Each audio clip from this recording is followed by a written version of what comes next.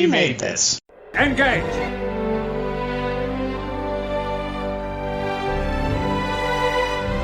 Tea Earl Grey, hot. There are times, sir, when men of good conscience cannot blindly follow orders.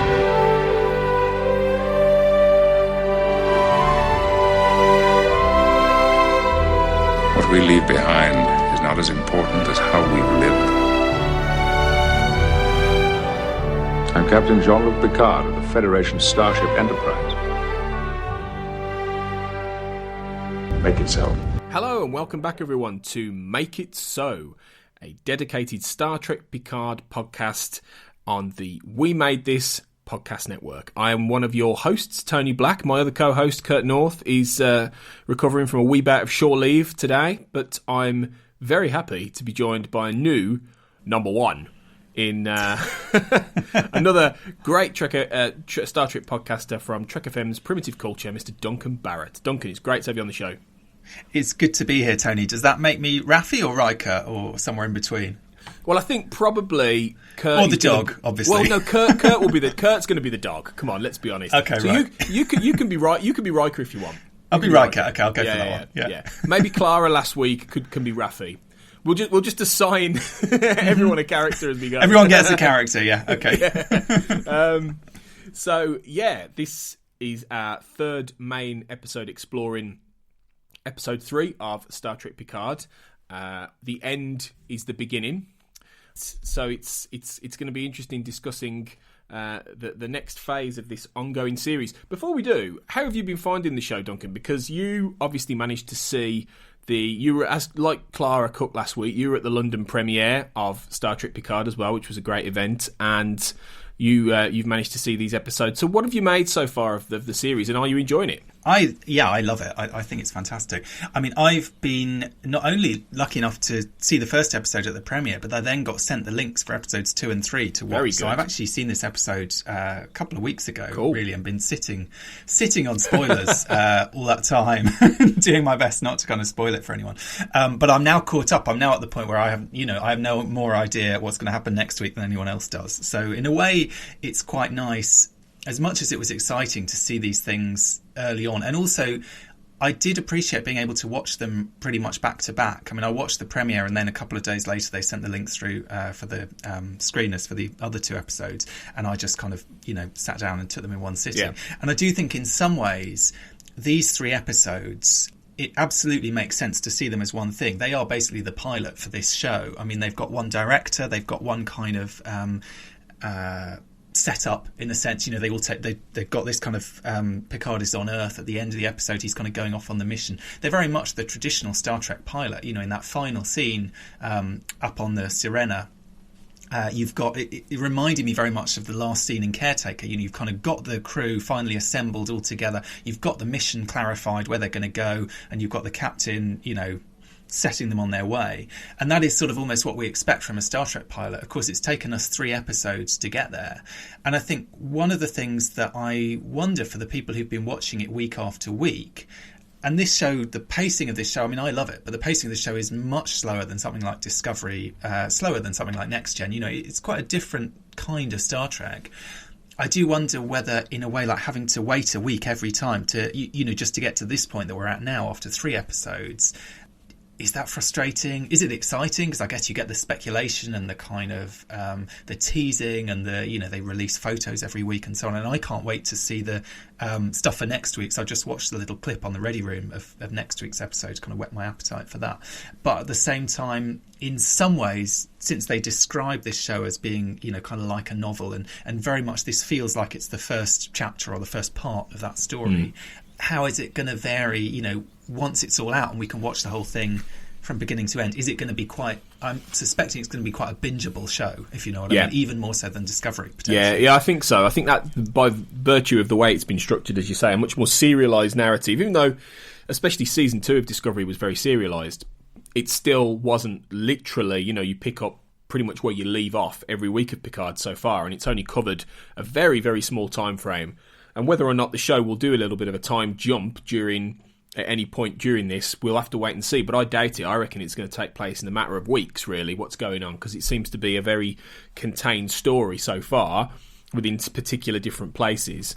So it's a different style. It's a very different style to anything, in many ways, we've kind of seen on Star Trek before, in some respects. Maybe the most similar in that sense of a condensed, serialized narrative time frame would be something like the first 6 episodes of Deep Space Nine's 6 series, in the Occupation arc, which took place. I know there was a time jump between seasons 5 and 6, but then those episodes would have taken place in a relatively shortish time frame.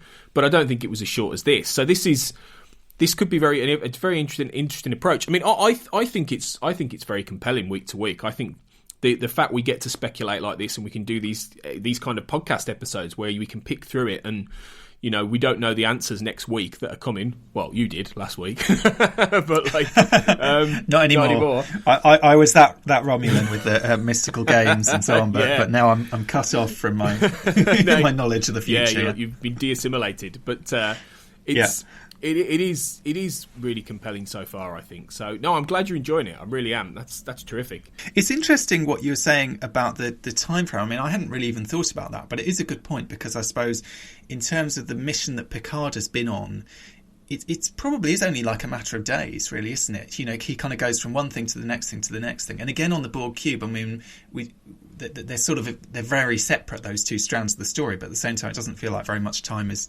passing, and obviously the stories do intersect to some extent. But it made me think, with traditional Star Trek, because they always dropped, I mean, we always used to get it weekly here in the UK, but as I understand it in the States, you'd get a new episode every 2 weeks, I think, because of the ways that, and I've never quite understood this, and maybe someone can correct me. And often in Star Trek episodes, there is a kind of vague reference to the idea that about 2 weeks have passed during the course of a story, or between that story and the last story or something. So I've always got this sense that the kind of default position for Star Trek is, if there's, that's the kind of passage of time between episodes, in a sense, is about a fortnight.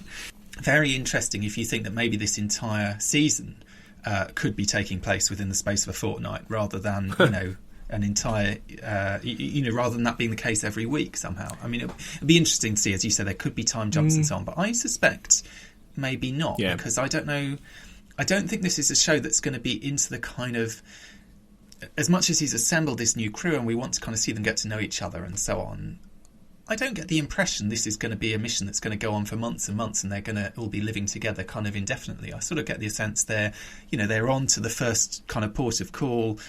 There's a kind of mystery element. I mean, I think a big influence on this series in some ways, not in a kind of cheesy way, but a kind of undercurrent of it, is the kind of Dixon Hill thing, is the kind of mystery thing. Picard has very much been put in that role.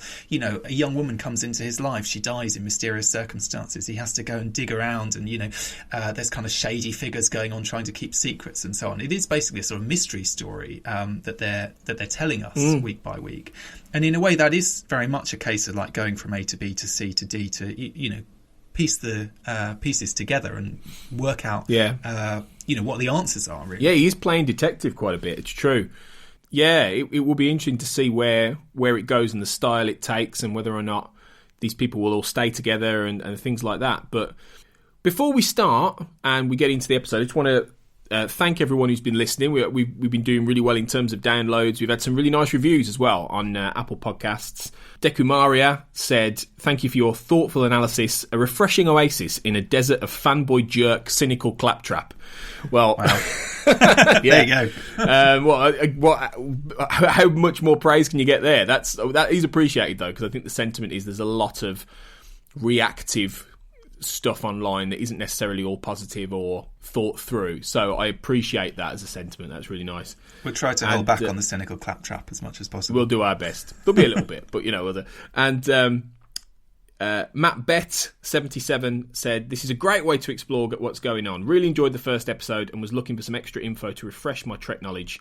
This podcast is really good and looking forward to exploring the rest of the series with these guys." So again, thank you. That's really nice. So we really appreciate all the support you've given us on social media, and we do have some fan responses to The End is the Beginning later, and we will get to those. But yeah, let's talk generally then about the episode. Obviously, The End is the Beginning is episode 3 of Star Trek Picard, written by Michael Chabon and James Duff, aired on the 6th of February 2020, and is directed by Hanel M. Culpepper. If you were going to give this a rating out of 10, Duncan, roughly what would you go for? Oh gosh, and I knew you were going to ask me this, and I didn't. Even so, I didn't think in advance. I mean, maybe an 8, something like that. I do find it hard. I feel like it is almost. It's very difficult to separate out these 3 episodes, and I have to say, having, as I said, watched them kind of almost back to back to begin with, I was then struggling to remember when episode 2 dropped and people started talking about that, and I hadn't had a chance to go and rewatch it once it dropped on Amazon, and I was trying to remember, which. This was me attempting not to spoil it, which things happened in episode 2 and which things happened in episode 3 and so on. And even now, I still feel like I see them all as slightly parts of a whole. And maybe the 3 together, I might give it a 9, something like that. I mean, I do really love it. I think the show it's a very promising start. And I enjoyed this one. I enjoyed this more on a second watch, I think. The stuff that I liked about it kind of came to the fore more somehow. For me, the first time through, I slightly preferred episode 2, which I know a lot of people I've heard saying that they struggle with that one slightly, but I kind of really liked the kind of turns that we got in that one. This one, I think in some ways it feels a little bit more conventional in that it does end with this kind of quite conventionally Star Trek-y feeling scene, but it's definitely a very promising start to the season and to the show as a whole, I think, and very much kind of again, sort of whetting our appetite for what's to come. I mean, maybe slightly less of a kind of direct sort of cliffhanger lead-in feeling at the end, because it does feel like it's kind of brought that first arc, or that kind of first mini arc, that first part to a close to some degree. But absolutely, we're setting off for the adventure. This is sort of where the Star Trek starts. If this was Picard, next week is Star Trek Picard almost, if you know what I mean, because they're in space. Yeah, and it is that feeling that in a more conventional, say, 90s kind of show, this would have been the end of episode 2. The end of episode 3 would have been the end of the pilot. You would have had these 3 episodes maybe condensed to some extent into 2 episodes, and you would have had the Picard warping off with the Engage at the end of the pilot, and then you're off onto the conventional, if not episode of the week, story of the week, but then the main thrust of the series. You've assembled roughly the crew that's going to be there, with maybe a few additions along the way. So yeah, in some ways it does almost feel like we've been experiencing the prequel episode. And I think that, these 3 episodes were originally 2 episodes, apparently. I mean, we've heard, and I'm kind of curious because there are still only 10 episodes in the season. The first 2 have been stretched into 3. What does that mean? Later on the line, does that mean we're going to get some kind of bumper hour-long episodes coming up towards the back end of the season, or what? But I think it's kind of interesting because I like the way these episodes are paced. I like the fact they take their time. But in some ways, the criticism that some people have made that they feel a bit on the slow side, maybe that is partly because they've kind of been slightly padding them out to, turn 2 episodes into 3. And we've seen this with Discovery. They keep jiggling around with the number of episodes in Discovery and kind of shifting where the beginnings and the ends of them are. And it does, I'm kind of curious with these 3, where would how much of it was originally in episode 1 and how much was originally in episode 2? And obviously Star Trek's always done, since Next Gen, done these kind of 2-part series pilots. Admittedly, they would air them as one episode and then they would split them for, repeats or whatever. But then with Discovery, we got the pilot split into 2 episodes. And now it sort of feels like they were going for the same thing with Picard, a sort of 2-part split pilot. And then they've ended up splitting it 3 ways. And therefore, it's taken us even longer to kind of get to the end of that pilot episode in a sense. Yeah, it does make you wonder. One thing that struck me last week was how, and my wife said similar actually, was how sort of quickly it ended. How the sequence with, I think, Narek and his evil Romulan sister, it just sort of ends. And it was one of those kind of conclusions to the episode. You went, is that it? Is that... So that to me didn't feel like an end of episode scene. And that ended up becoming an end of episode scene when they realised they had to pad out stuff in order to create this 3rd episode or move things around, as you say, and that kind of thing. Because to me, Remembrance feels...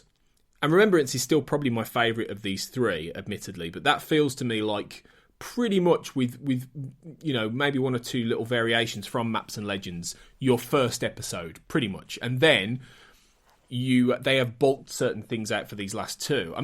Just off air, we were talking about certain things they've added afterwards. Things like the Mars sequences at the start of Maps and Legends, with seeing what happened with F8 and the synths going rogue, and then the sequence with Picard and Raffi at Starfleet headquarters years ago, and things like that, which may not have been there originally. So, maybe these are the areas they've added things to. Well, certainly the Mars attack, one, that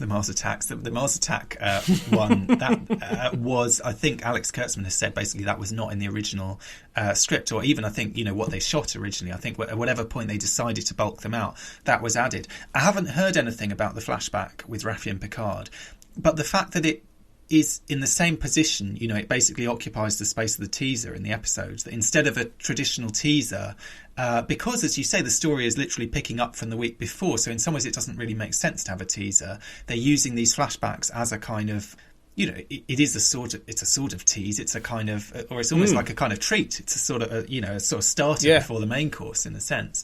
But it did make me wonder, was that scene also something that was not originally in the script for this story, and that someone at some point thought, actually, A, we need to bulk things out, but B, it's helpful for us to establish some of this kind of context and some of this kind of background, because otherwise, is there a danger going into this show? They had this big sort of 20-year gap. They had to fill it with a certain amount of kind of lore and backstory and history and so on. And they do a great job in episode 1, I think, of setting that up with that TV interview and kind of getting quite a lot of exposition and quite a lot of kind of background across, pretty stylishly, really, without it feeling like a total information dump.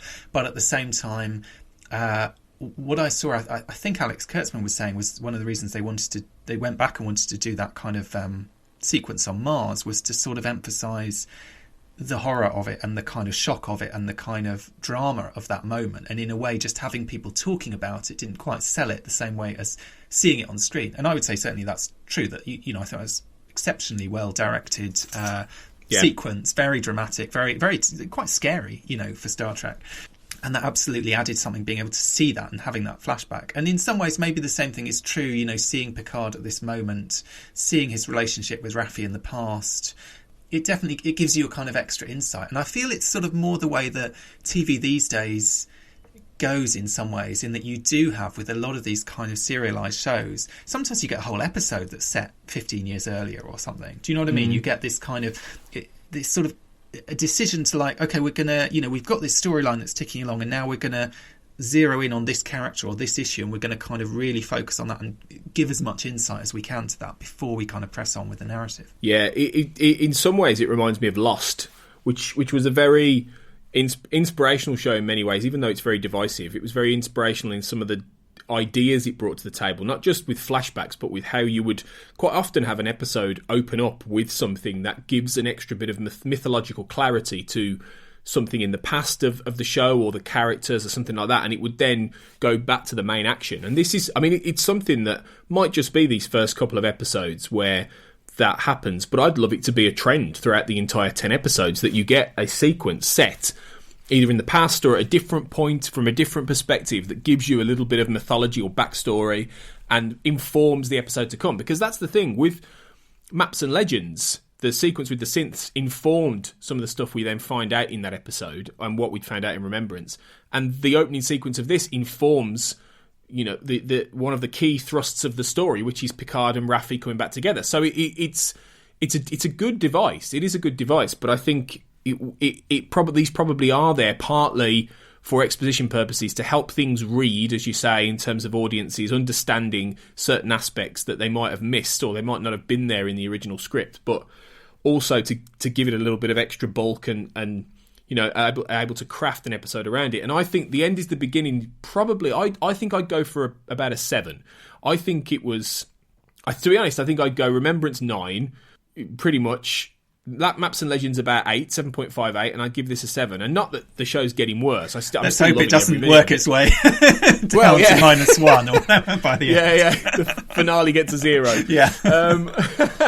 I don't think so at all. No. I can't see it going under a 7 at all. But I think I'd give it a 7 simply because I think that it's an episode that has some really interesting things in it. It has some really great moments, but it is very much positioning things on the board and establishing story as opposed to actually telling story in some ways. So I think and establishing backstory. So I think it's a necessary episode, but it's never one I think that's necessarily going to leap out as a particular, special episode. In some ways, like the last two, have moments in it that I think you're going to remember for a long time. It's particularly Remembrance. So I don't know if The End is the Beginning quite has those moments necessarily, but it's still a really good episode. I still really enjoyed it. I've watched it twice now. It's a part rather than a whole. I think that's part of it. It feels very much like a part. And it doesn't have anything... I mean, episode 2 had moments like, for example, the synth sequence at the beginning, I think was so striking. Exactly. That is something that kind of stands out almost, and it is slightly apart from the episodes in terms of where it's placed. This one, I don't think it has anything kind of on that level. I mean, it's got a great fight scene. It's got, interesting, it's got moments, it's got kind of set pieces, it's got highlights and so on. It's got comedic set pieces with Rios and all his holograms and so on that work really well. But it's definitely very much kind of part of the whole that, as I say, is that kind of 3-part story in a sense. One of the things I quite liked about that, though, actually, for what it's worth, is the sense that they're kind of drip feeding not so much all the backstory, but this kind of central question, which I guess when they... when you first meet Picard in this new show, there's this kind of question, what's happened between him and Starfleet? What's gone wrong? And we sort of knew he wasn't going to be in Starfleet anymore. We knew there was going to be some issue about it, and we didn't know what it was. And I like the way that all 3 of these episodes have given a bit more information. So in the first episode, we hear Picard said Starfleet completely... abandoned their responsibility, did a terrible thing, Starfleet 100% in the wrong. Second episode, it's kind of, and he resigned in protest, basically. Second episode, slightly complicated by Admiral Clancy saying, as much as in that scene, the way she treats Picard, I think, is quite shocking. Many people, I think, rightly have felt, well, maybe she had a point. Or at the very least, even if you think she was in the wrong, it wasn't as simple as them just deciding not to do something they'd promised to do. The Federation was in danger of fracturing. There was political pressure. It was a much more complicated decision that was taken than Picard represents in the first episode. Then in the third episode, we get this revelation that we kind of had assumed, I think, that they made this decision. Picard took this grand gesture of principle and resigned. Here we find out actually Picard resigned. It was bungled. It was actually a kind of strategy. He thought that if he offered his resignation, they would back down. And they called his bluff, essentially. Maybe this is why Picard never joined the poker game until, that final episode. He's not such a good bluffer as he thinks. But so I really like that. I like the fact that this kind of central piece of backstory for the show, with every one of these 3 episodes, we've been given a little bit more insight and a slightly different angle on it to kind of build up our understanding of what it is that's happened that has kind of put these characters, largely Picard, but some of the other characters as well, in this situation that we find them in. Yeah, that's true. It's true. It is establishing things and it's putting things in place. So let's deep dive then. Let's unpick a little bit more. At the end is the beginning.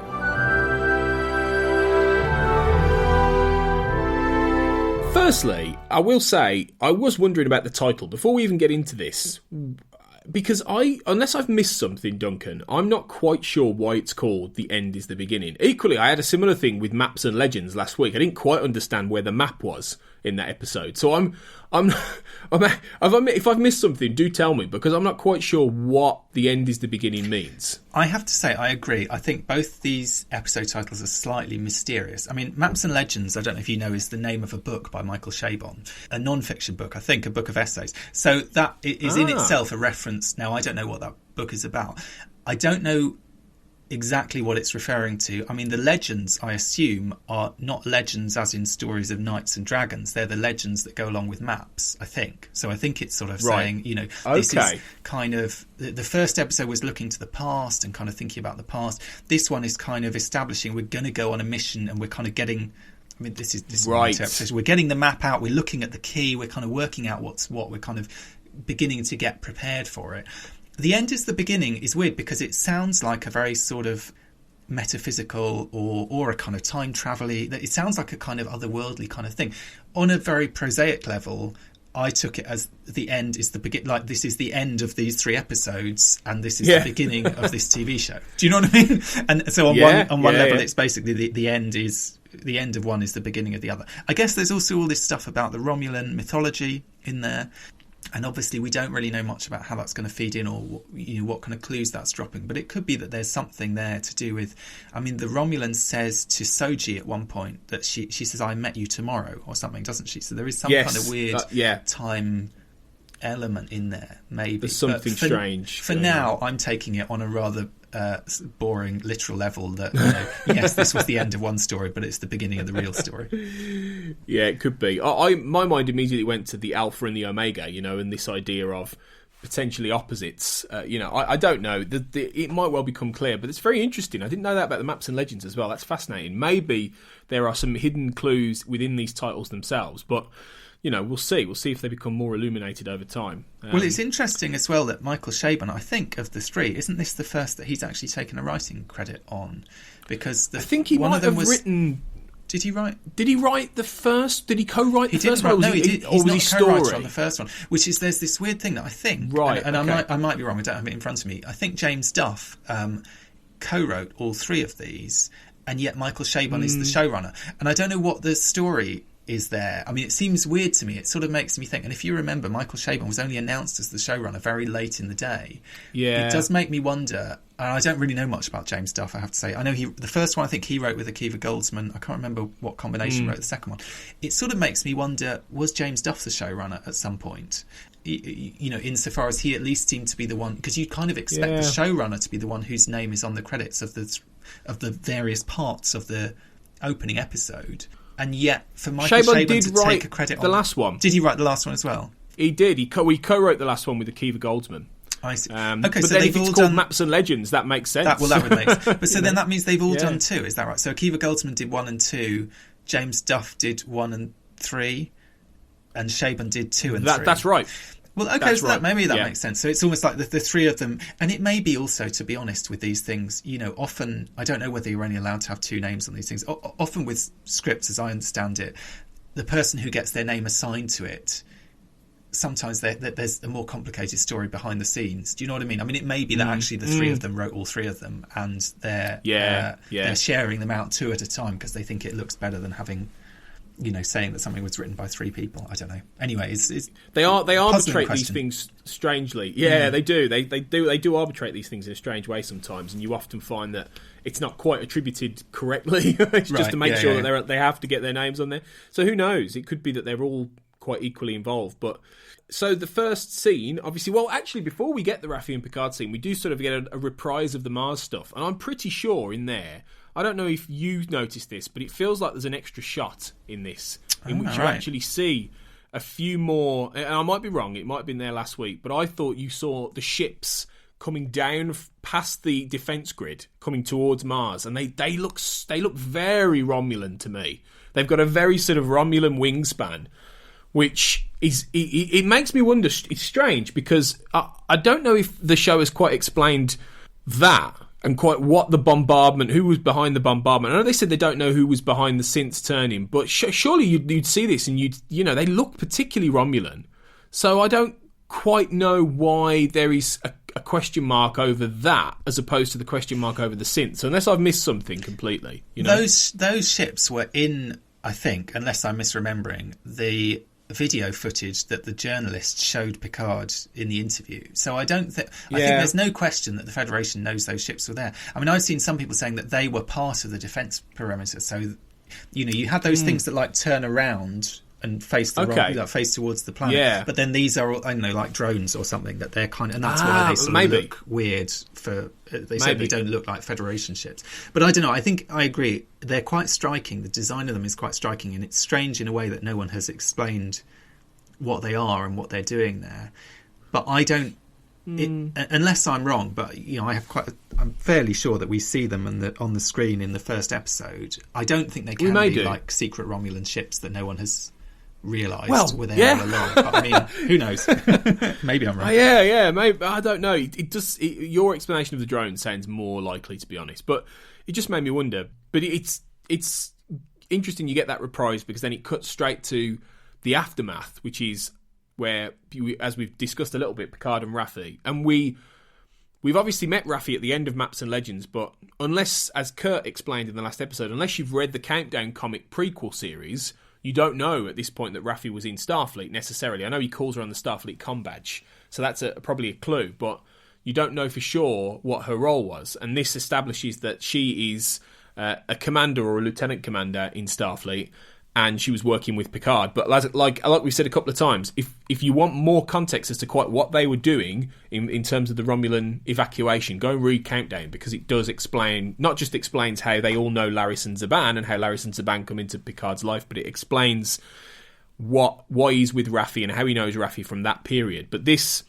establishes she's in Starfleet, and it's a key scene in that sense, because we still had the open question as to quite why he resigned. We know that he quit over this issue, but we didn't quite know. And as you say, he called their bluff, he lost, and it was all about that he wanted to essentially create his own Dunkirk, didn't he? He wanted to go in and, use mothball ships and other kinds of enlisted people to try and go and rescue people when the Federation turned their back, and you're a World War II historian, Duncan. You must have found this particularly fascinating, the whole Dunkirk allegory that's going on here. I love the fact that Picard in his latter years has spent his time writing World War II history. I think that's amazing. Yeah. And it did actually, it struck me more so with Remembrance, but actually with some of these other episodes as well, that there is a kind of theme running through this story of Picard.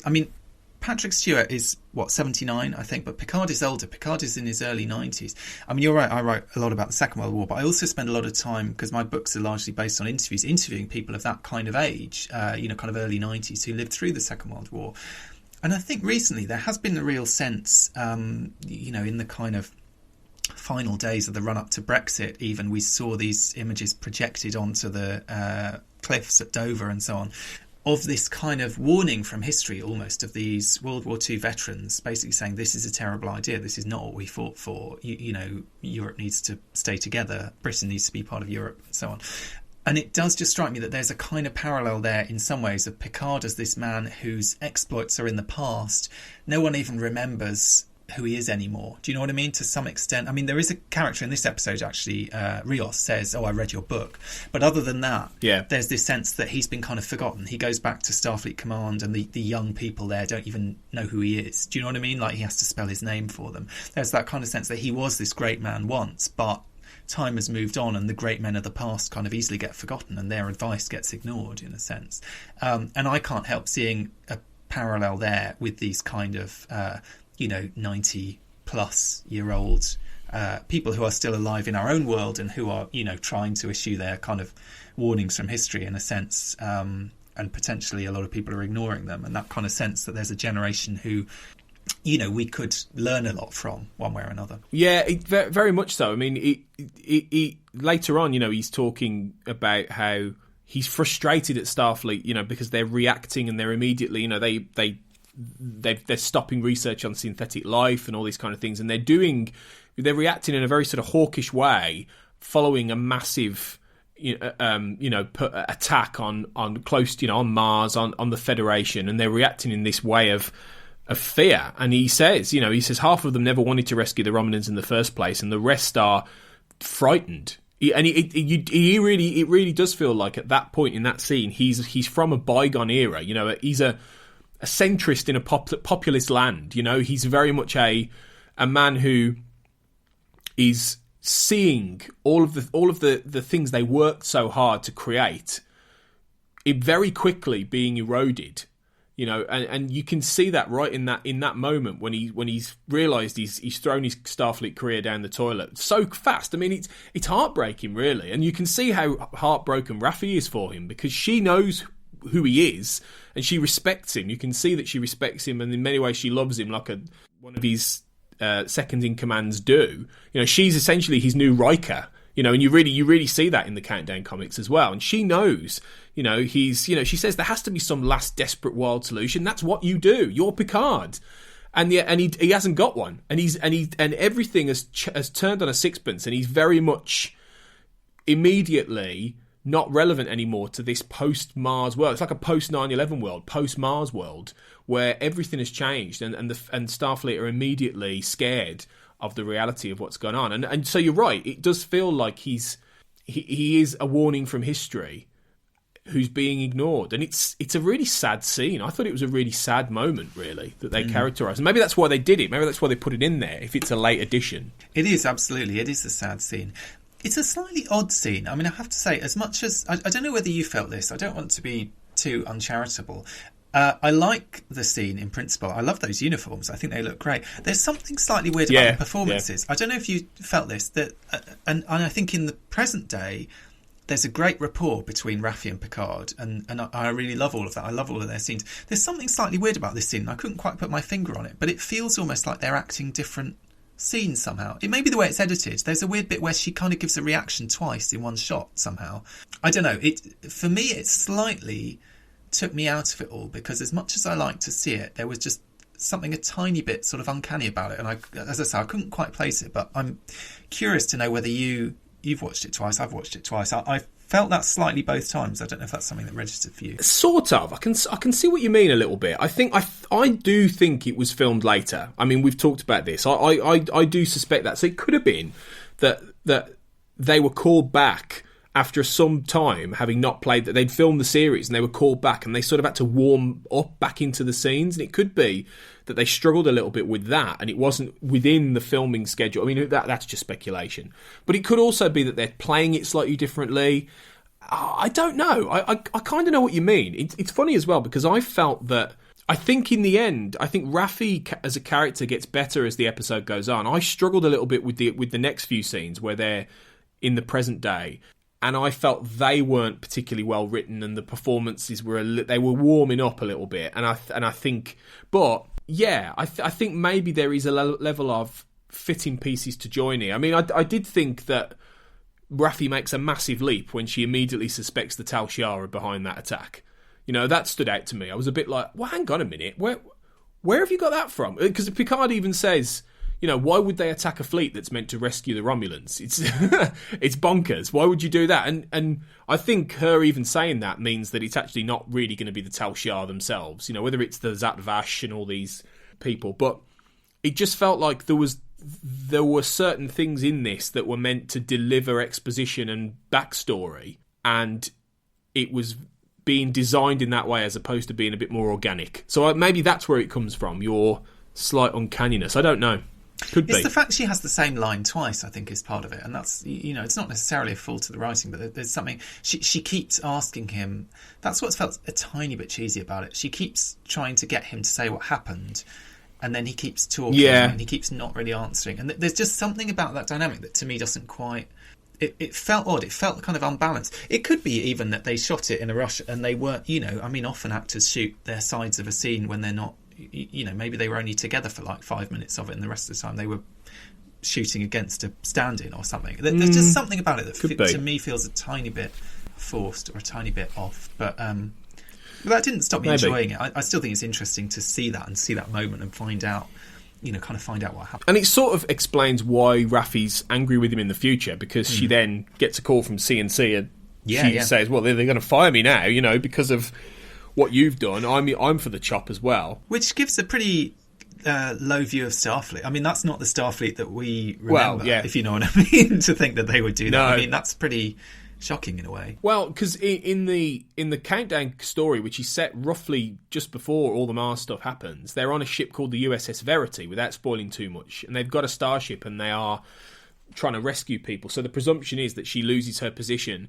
But by the time you get to the modern day, it feels like there's a lot more that's happened, and I think, I mean, we will let's talk about that, because after the credits, we're back where we left Picard before, in the Vasquez Rocks on Earth, which even get a caption. You get for the first time in Star Trek. Probably like 18th appearance of the Vasquez Rocks in Star Trek. The first time they're actually captioned, and the first time that they are actually the Vasquez Rocks. Amazingly, actually the Vasquez. Yeah, that's true. Actually, I hadn't thought of that. But she's living.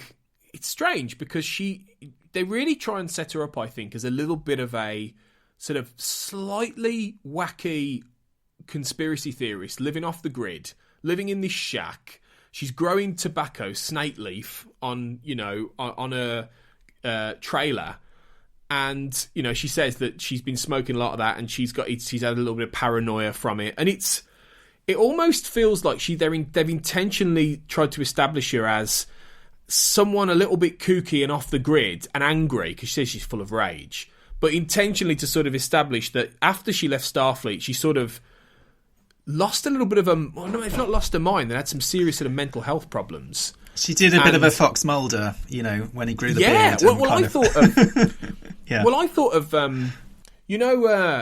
I know you've watched The X-Files, but there's a character in that called Max Fennig, who is in an episode called Fallen Angel, and he's a UFO nut guy, and he's living in a trailer, and Mulder ends up going to him when he's got these and he gets abducted by aliens and these kind of things. But she reminded me in a way of him, somebody who doesn't fit the mould of this world at all. And I don't know if you felt that, but I got a very sort of X-Files-y vibe, conspiracy theorist thing from Raffi. Definitely, I did, yeah, absolutely. I mean, I think that parallel is kind of there. And the fact that she said at the time she thought there was some kind of conspiracy, and she's kind of obviously been brewing on it, for years since then. And we find out she's a dab hand with a computer, and she obviously has kind of high level skills that are involved in kind of, I don't know, cracking these kind of mysteries and sort of digging into stuff and so on. So it's a mixture of, maybe there's paranoia, but there's also, she has a sort of ability to kind of dig into stuff. I mean, it makes sense if this is the series in which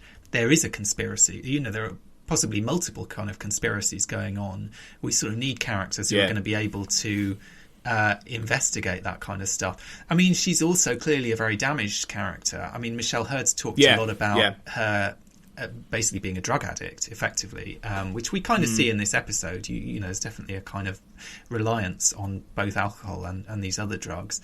And she said something quite interesting in the Ready Room episode this week, actually, that she said that Picard knew that about her before. So that's not necessarily something that's happened since all of this, but that she was kind of maybe battling with these issues previously, and that's why it's such a betrayal for Picard to kind of let her down and let her kind of be thrown out on her ear, in a sense, because obviously she's going to fall back into those old habits or something. I don't know, maybe the mission or being in Starfleet or something was kind of holding things together for her. But there is a real sense, I think, in this episode of how all these characters have suffered. They're all in quite a bad place, one way or another. I mean, Rios as well has obviously had this trauma. He mentions this captain who was killed horrifically. They're all kind of coming to this mission from a place of sort of heartbreak. And even Jurati as well, her whole life's work has basically been wiped away from her. Her life's been rendered meaningless, essentially. So that every one of them, in a way, has been isolated from they had a kind of world that they belonged in, whether that's, developing androids or, serving in Starfleet or, doing this great humanitarian mission in Starfleet or whatever it is. And they've all kind of, in the past, had that ripped away from them by this event on Mars that basically has kind of ruined all their lives, essentially, one way or another. And then they're all kind of coming together, and we're going to start to see them, I guess, finding a new sense of purpose. And we get that even in that final scene, this sense that they're all kind of on this mission. It means a lot to them. They're going to come and kind of, get their mojo back. They're going to kind of reclaim their purpose in life, one way or another. Yeah, they're all a little bit broken, and they're all going to find, who they are through this mission. It's a very much a hero's journey kind of idea, the Campbellian hero's journey. Picard is certainly on that, and I think a lot of these other guys are, and it's something, we could end up talking about later, in the series, because I think it's going to become more apparent. But this scene was interesting. I mean, I found it interesting that she sort of at one point mocks his living circumstances. She says, "Oh, you were there in your chateau with your nice beams, and I'm in a hovel, so you don't want to see this." And it's strange that. Well, that she would bring that up in a world where theoretically no one should really live in poverty or a level of poverty, but also that if this is how she's been living, off the grid, drug addict, living in this shithole, for want of a better word, out in the desert, then did it strike you that it was strange that Picard let her down? Because it doesn't seem like the kind of thing he would do. If he's on his own and he's not in Starfleet anymore, and she was kicked out of Starfleet, they would have some level of shared frustration and shared, did he let her down because he couldn't face any of this himself, and he sort of became quite insular and forgot a little bit of his own humanity for a while, really? What do you think of it? I think it's a big open question. Yeah, has he has he really let her down somehow? I mean, on the face of it, it seems like he hasn't. He apologises for it, doesn't he? I think we have to understand that, to Picard, Starfleet was his entire life. And going into space, living in space was his entire life. He didn't want to live on that vineyard. I mean, as much as it looks very appealing to us. And there's, I think, one of the best scenes in the whole episode is that scene between him and Laris, which kind of really calls to mind the episode Family, where you've got this description of the young Picard as a boy, looking up at the stars and dreaming of leaving this place and going out and having adventures. And here he is, whatever it is, 80-something years later, basically doing exactly the same thing, looking up there and thinking, my life is there. It's not in this place in France. I don't belong here. It's not my home. And so I think there's that sense that maybe for him to be... I mean, I know he resigned from Starfleet, but really...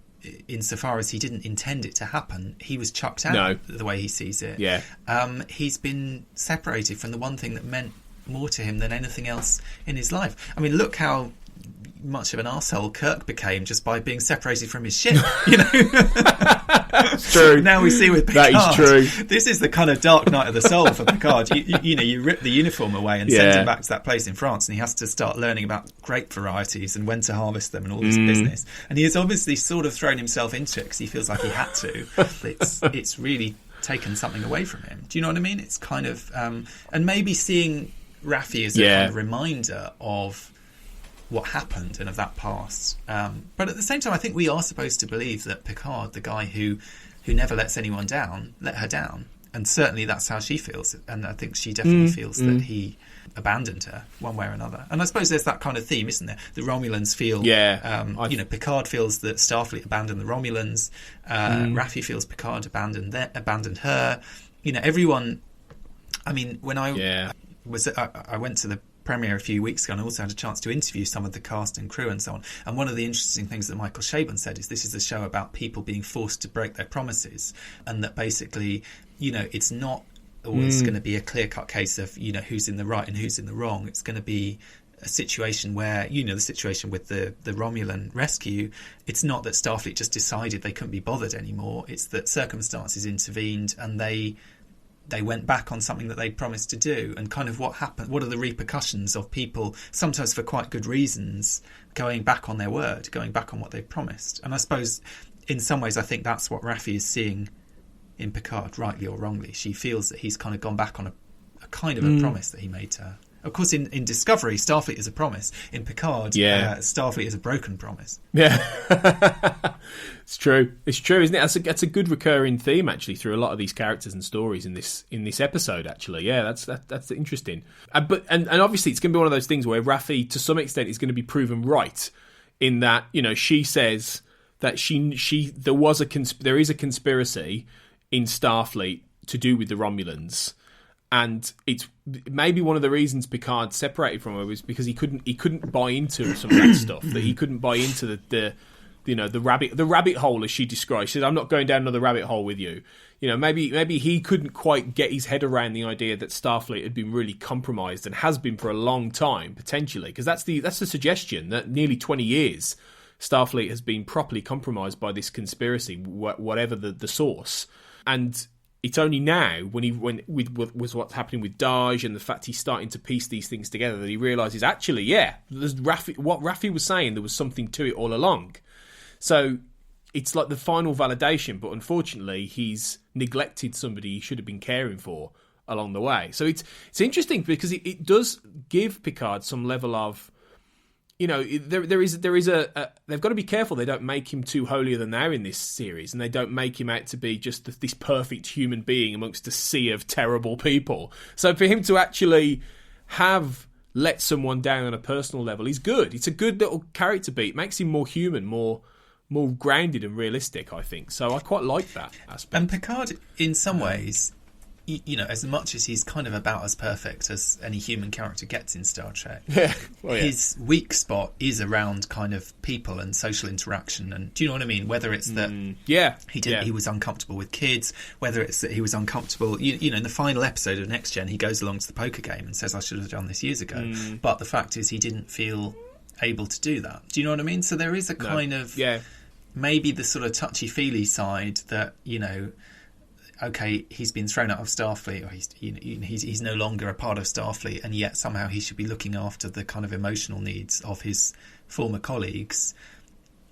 Maybe it's not such a stretch to think that he might slightly shrink from that. Yeah, maybe. That's true. The social side isn't his strong point, so it's a good beat. It makes sense to me, even though if I found some of the scenes with the first few scenes with Raffi a little bit dramatically overwrought for me. I found them a little bit, forced in a way, but I think that it establishes a good relationship. And then towards the end of the episode, I'm much happier with the way that's written and performed for me. I think they really start warming up into it. But yeah, beyond this, we're back on the cube in Romulan space, the Borg cube, and it's time for I Borg or He Borg or He's back. Hello to Hugh of Borg. Although, to be fair, it's one of those things where obviously the fact that Jonathan Del Arco is back in the role has been heavily, reported beforehand. He's been involved in the press beforehand, all this stuff. So anyone who has been following this knows that Hugh is back. But you only hear Soji mention Hugh's name once in this episode, towards the end. So anyone coming into this new who didn't know any of that stuff wouldn't really know who this guy was, or wouldn't necessarily know the significance of who this guy was to the next generation. And I thought that was interesting. There's no sort of grand moment where you get the, it's Hugh of Borg, he's just there. He's just there, and they're in the middle. And what I quite like about these scenes, even though I don't necessarily love all of the interactions, really, in it, I really like the fact that you are in the middle of this situation and you don't really understand it yet. It's a big puzzle we don't really understand. And every week we're getting extra little things. But I like the fact we're just coming into a working space where everyone has their roles, everyone has their positions, and there's no massive super exposition yet, necessarily. And I think that's good, because it establishes that Hugh is in charge and he's looking at what Soji's doing, but it doesn't feel the need to sort of make the point that this is Hugh, this is important, this is a bit, do you see what I mean by that, really, when he's introduced, at least? I do, absolutely. And I think it slightly surprised me. I think I was imagining from all the press that we'd been reading about Hugh and so on, and I suppose partly the fact that we'd seen all this stuff with 7 of 9, we've seen her with these guns kind of making a big entrance. We get this sense that like 7 is out there doing something grand and heroic, and at some point she's going to kind of burst into this story in a big dramatic way. I think I was sort of imagining Hugh was going to be doing something similar. I mean, I don't know why. I kind of assumed he was going to be with some, group of renegade Borgs, or do you know what I mean? So it's something like that, something that would kind of play quite an active, kind of disturbing role in the story, and he would kind of show up, and it would be a big deal. Whereas you're right, he's basically just revealed. I mean, we spent 2 episodes on this cube without realising that Hugh was there the whole time, and he's in this he's basically in a sort of administrative role, isn't he? He's sort of serving under the Romulans. He makes this remark about how the Romulans are kind of using the former Borg. So it's not even 100% clear that he's there. Is he actually there against his will to some extent? Do you know what I mean? What is he doing there? Is he?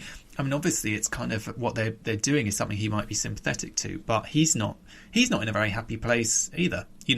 Just like everyone else. I mean, it's not, certainly compared to maybe what we expected. I mean, when we last saw him in Descent, I think Picard said he saw a future of him as a great leader or something, didn't he? Something along those lines. This kind of sense that he was going to go off and do something kind of grand and important. And we're not really meeting him in that role. We're sort of meeting him as, so far at least, in this kind of fairly administrative role. I liked him though. I like his kind of take on the character 20 odd years on. I mean, he's less Borgy. He's kind of more, a bit more human, if you know what I mean. But I think he's still kind of recognisably the same person at some level. And it's nice that, he's immediately created that kind of bond with Soji, and he's got that kind of, he recognises what's special about her, if you know what I mean. They're almost embodying a kind of Star Trek ideal, in a sense, in the midst of this rather bleak, dark, creepy, scary environment, if you know what I mean. No one else seems that bothered about the kind of things she's doing, like learning the languages of the former Borg and so on. But the two of them are kind of more invested in trying to do the right thing somehow. Yeah, it's an interesting position he's in, because it makes you wonder, at the end of Descent, as you say, he was sort of in charge of this rebel Borg group who'd unseated Law, Data's, evil brother, and were going to go off and presumably, find some level of collective freedom, within their own sort of collective group. So, what he's been doing over the last, when was Descent? It was like 30 years ago, nearly, in terms of the actual timeline, like nearly 30 years ago, probably, since we last saw Hugh in the timeline of Star Trek. Has he spent all that time going around doing this reclamation stuff, or was it something that it has only come to him recently? So there's a lot of questions about quite what Hugh has been doing over this time, and whether he has been reclamating Borg. And that's one of the things he says, is that, doing this, he calls them XPs, doesn't he? XPs. And considered the de-assimilated Borg, considered dangerous. Are they not to lots of people in the galaxy. I thought this they were idea X, that as in X, and Borg. Are they what are X? I assume so. Well, I don't know. I is that what he says? XB, XBs, the XBs. That makes more sense. What would XPs be? That makes more sense. You could be right. I don't know. I don't know. Put the subtitles on. XP's Windows, isn't it? So maybe they're like old computers. Yeah, they're like the previous. It must be. The Borg have upgraded to Windows 10 now, but these ones are stuck on XP, and that's. Yeah, these are the XP model. XB must be XB. You're absolutely right. So yeah, the XBs, and he's talking about that the Romulans kind of have dual, uses for this. They want to help what Soji calls the nameless, but also they're also potentially looking for applications to exploit this. And Hugh seems to be aware of this. He seems to be aware that he's maybe in some sense he's made a deal with the devil here, possibly. So there's an interesting aspect to that, and I'm very curious about what he sees in Soji, because I get the feeling that there looks to be like a bit of a mentor relationship going on here, but it's whether or not Hugh knows who she is and knows the significance of her. I suspect he doesn't, but is he suspicious of her? Because there are points he seems curious about what she's doing, that she's different, that she's quite special. Does he suspect that maybe there is more to her than meets the eye? Because I got the suspicion he does. That's an interesting point, and he calls her a know-it-all at one point, doesn't he? Which I think it's true. There's a sense that she seems to, and she says later on that she, can suddenly have knowledge that she has no idea where it comes from. So she's kind of aware there's something weird going on with her. I don't know if you noticed. Someone pointed out online, and I didn't notice this the first time through, but once I looked for it, it's quite noticeable. When the Romulan, this is jumping ahead a bit, when that Romulan woman touches her hand, her badge glows green, which is supposed to only happen when there's Borg, like when the Borg are reactivating, basically. Which kind of makes me wonder. I mean, I was always very against this. When they first released these kind of character photos and so on, some people were saying, is she Data's daughter? Is she the Borg queen? What's kind of going on there? Yeah. And I was slightly dismissive of that. I kind of assumed that her storyline and the Borg storyline would be quite separate. But actually, the fact that there's that tiny little clue there did make me wonder, what does that suggest that actually, who knows, maybe Maddox was using Borg technology to make these androids or something. Is there actually something kind of Borg about her? Yeah, and the fact that they talk about them as coming from a nest. I mean, we've got a hive for the Borg, we've got a nest for these synths. Yeah, there definitely seems to be a kind of parallel there. I don't think it's a coincidence that we've got this kind of Borg storyline going on. They haven't just brought the Borg back for the sake of having that cube there and kind of getting all the next gen fans feeling nostalgic and so on. I mean, there obviously is some kind of a link there. So who knows? Maybe he does connect to her or sense something, or I don't know. I mean, with 7 of 9, she had all the memories of the Borg up to the point where she was sort of disassimilated, didn't she? She had a huge sum of knowledge in a sense. So I don't know. Presumably Hugh does as well. Has a lot of this stuff floating around in the back of his head. And it'll be really interesting if and when he gets scenes with 7 of 9. I think because they've had a very similar experience, and it seems like Hugh has managed to reclaim even more of his humanity than we last saw him in Descent, and that over the years, he's got hair now. He's still got some of the Borg facial stuff going on, but he's not. He's human. He doesn't seem Borg anymore. He seems a human who has some Borg attachments in him. If anything, he seems more human than 7 was when she was de-assimilated back then. Anyway, so it could be one of those things that he's worked on. And from the trailers, it looks like 7 is much more human now as well. So it could be one of those things that it takes a long time to sort of shift all that Borg stuff out of your system, and a lot of work and things like that. So it's interesting that maybe he suspects that there's something with Soji, which we obviously know there is. And, he spends a lot of the episode questioning, how do you know this? Like she says, she knows about Ramda, the de-assimilated Borg later, Romulan she later sees. Well, de-assimilated Borg, who's a Romulan. And she says, she was an expert on Romulan myth who wrote books, that she's read her dossier. And he says, how would you get that? And she doesn't really know. Soji doesn't really know the answers to that. So to me, Hugh, he doesn't know, but he's suspicious. And I like that. I think it's well constructed, really. But yeah, so they're on the Borg cube, and they're doing their bits and bobs, and she wants to see Ramda, this woman, because she's interested in Romulan mythology, and she's got this idea of something called a shared mythical framework, which is fascinating. I think this is a fascinating idea, and she talks more about this later when she's speaking to Hugh and Ramda, but this idea of a shared sort of nexus for de-assimilated Borg to form. She feels that former Borg could create like a shared narrative framework for understanding their trauma, buried in certain archetypes and mythological constructs. And I think that's that. And she describes herself later as an anthropologist, so she's clearly somebody who's interested in the psychology of the Borg as well as the human touch of talking to the nameless in their own language, which we see her doing, and trying to connect with them in that level and treating them as humans. But it seems like she's interested on a mythological basis in trying to understand how do humans who were Borg, who became machines, how do they understand what happened to them? And is that something that she has been programmed to try and uncover and explore? By Maddox or whoever's created her. Is it something that's in her programming that she's supposed to try and find out and figure out for a greater purpose? Yeah, well, who knows? And I mean, it is interesting, this sense of, I suppose, the kind of mythologizing of it all, isn't it? And we're getting this sense with the Romulan culture. I mean, we get this Romulan woman playing this. I don't know if it's a game. I'd call it a game. It's a sort of, maybe they like tarot cards, whatever they are. Anyway, this sense of the kind of Romulan mysticism. Yeah.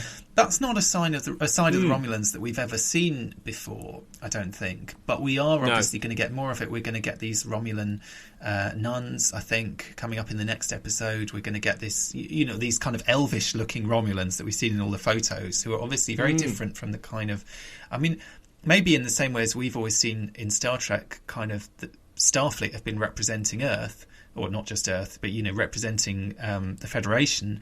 The Romulans have been represented by their military, if you know what I mean. And here are all these other aspects of Romulan culture that we're going to kind of find out about. And the mythology is obviously tying into that in a way. I love that reference that they talk about the Romulan fake doors on their traditional houses, where the front door basically is just a fake, and you have to go around the side or whatever in order to get into the house. I thought that was a brilliant kind of bit it's of a fake! Exactly. Yeah, it is literally a fake. Yeah. Bit of it's kind a of fake! Cultural sort of world building. And it's interesting the fact that that Soji is an anthropologist, that she's approaching that, because it was slightly unclear for a while. They kept calling her doctor, and we were thinking, what's she a doctor of? Is she coming at this from a kind of a medical point of view, a psychological point of view? What is it? I find it fascinating that she's got to kind of solve their problems through anthropology. It's almost a bit like Michael Burnham. What's her specialism in Discovery? Isn't she? Is she an anthropologist? She has something like xenoanthropology. Xenoanthropology. Like there that. you go. Yeah. So exactly, same kind of background, which makes sense, I guess, in Star Trek, which is all about meeting new peoples from other worlds and trying to learn to understand them and so on. But there is this kind of, I think what you said makes a lot of sense. That what she was saying about the mythology was about helping different Borg. Was that your take on it? I sort of thought that the issue maybe was around these. There's obviously some issue with the Borg assimilating Romulans, that it doesn't quite work, or that something weird happened, or that do you know what I mean? That there was something going on there. I sort of assumed that we were specifically talking about these Romulans, or possibly these Nameless. Again, I'm not quite sure what the Nameless are. It's all very mysterious. I mean, one of the things that makes it hard to talk about this show is that, as you say, there are as many questions as there are answers. Yeah, and a lot of the questions, particularly in the Borg part of the story, I feel I'm not even quite sure what the questions are. Do you know what I mean? It's more just they're taking a kind of, it's almost like The Wire. It's that kind of approach. We don't give you any more information than the characters in the scene have. No. So I definitely feel more in the dark about what's going on in the Borg cube than I do in the sort of Picard storyline. In a sense, the Picard storyline is more straightforward. It's more clear. Yes, there are conspiracies and there are kind of mysteries and there are kind of shady things going on, but it's kind of more clear basically what's going on. Whereas the Borg storyline, we've not had as much. I suppose we haven't had as much kind of backstory. We haven't had as much setup or context. So we're slightly piecing it together as we go along and trying to make a best guess as to what they're actually talking about and where they're going with it. I think you're right about the Borg there. I think there is some element that she's maybe talking about the specific de-assimilated Borg they're dealing with on the cube. And the question is, now later on they talk about how, you know, she makes this leap about how Ramda was on the Imperial scout ship Shanor, which was the last ship assimilated by the Borg, but something went wrong. Hugh doesn't understand how she knows that. She doesn't even understand how she knows that. And she's asking questions like, what caused the submatrix collapse? And to me, that's the Borg cube assimilated these Romulans and something happened. It reacted, like you said, it reacted to the Romulan presence, and it maybe is what caused this cube to stop functioning. And then the Romulans were able to come in and seize control of it, which is very strange because, you know, then you start thinking about, well, how often did you see Borg assimilating Romulans in the original, you know, older series? And I don't really think we did.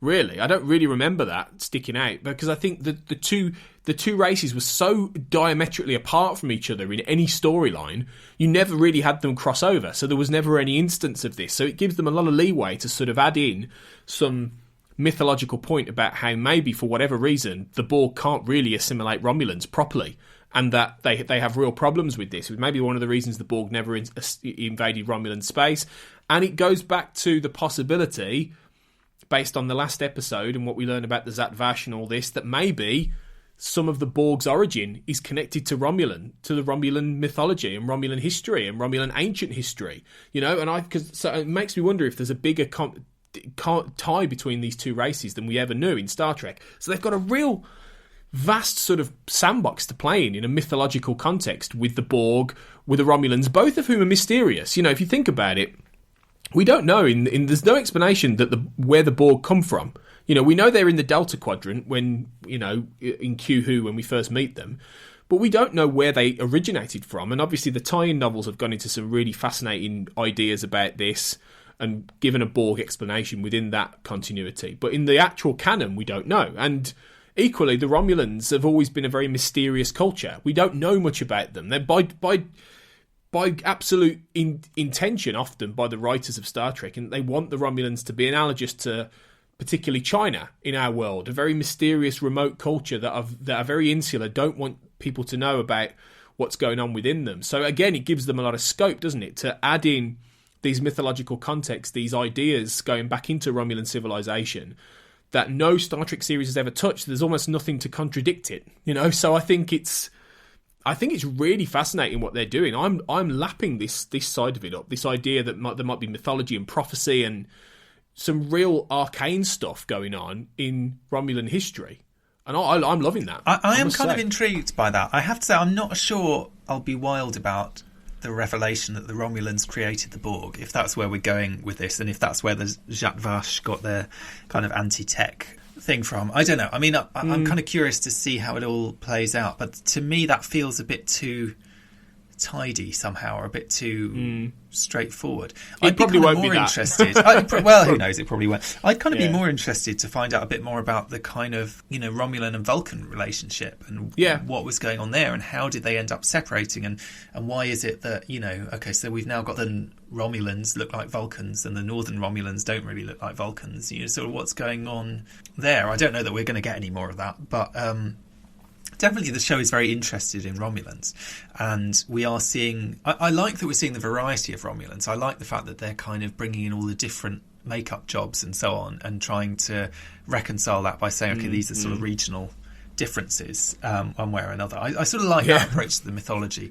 I'm not so sure that about these like ancient 1,000-year-old mysteries and all that kind of thing, but I'm keeping an open mind. I'll see where we go with it. I'm a sucker for that stuff. Again, it's lost. It's the mythology. I'm a sucker for that. And you know what? Mythology is kind of your thing, it really right, Tony? Is. So, you know, But you know what? It doesn't always work, and it is one of those things where Star Trek isn't necessarily always a good fit for that. You know, in some ways, it's almost a bit more of a Star Warsy kind of idea, ancient prophecy, legend. You know, this, and so they've got to be careful. It doesn't feel too wedged in and awkward in the Star Trek context, really. Exactly, and I think DS9 got away with it because it was Bajoran prophecy, and it was kind of specific to that area. And in some ways, even for me, you know, once you found out that Sisko was part prophet himself, it started to get a little bit, it's slightly stretching it a bit for me somehow. But I think it also, you know, the fact that it was all about Bajor and it was all about this kind of specific place in the galaxy and these you know, aliens who live there, and I don't know, that sort of works more. That kept it more sort of Star Trek. I think you're right, like the idea of these kind of big sprawling spanning ancient mysteries and prophecies and so on, and the fact of this secret that's thousands of years old. I don't know, we'll find out what it is, I'm sure, at some point, but I mean, but you're right, it's you've got to be careful with it, because if it's something as well that fundamentally changes something within the Star Trek universe that's massively important, that even if it was the Zat Vash caused the Borg to exist, I mean, that's a big thing. That is a big thing to tie into ancient prophecy and legend, and it is something that could be a little bit groan-worthy if you're not careful. So I think it depends on how they play it, really. And you know, and I missed the point where Hugh actually does say that those Romulans are the only ones ever assimilated.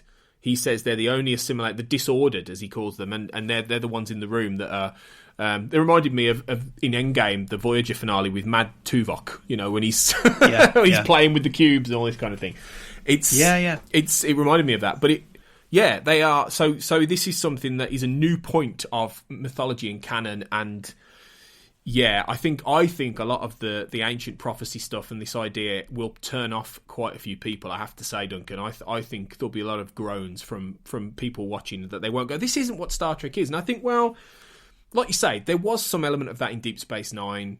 It does exist in Star Trek. It's just never been something that the show, being a very science fiction, you know, much more of a science fiction angled series, has focused on. It's not been as much about magic and mystery. It's more been about sci-fi, big ideas, concepts, and I think that's where they've got to play that line quite carefully. And hopefully they will. Hopefully they will. Well, they haven't let us down. So far, pretty much everything about this show has been excellent. Do you know what I mean? Like there are many opportunities that they could have ballsed it up, and they haven't done. So, you know, I have a lot of confidence in the people writing this show and where they think it's going and so on. So, you know, I'm looking forward to see what they come up with. Me too.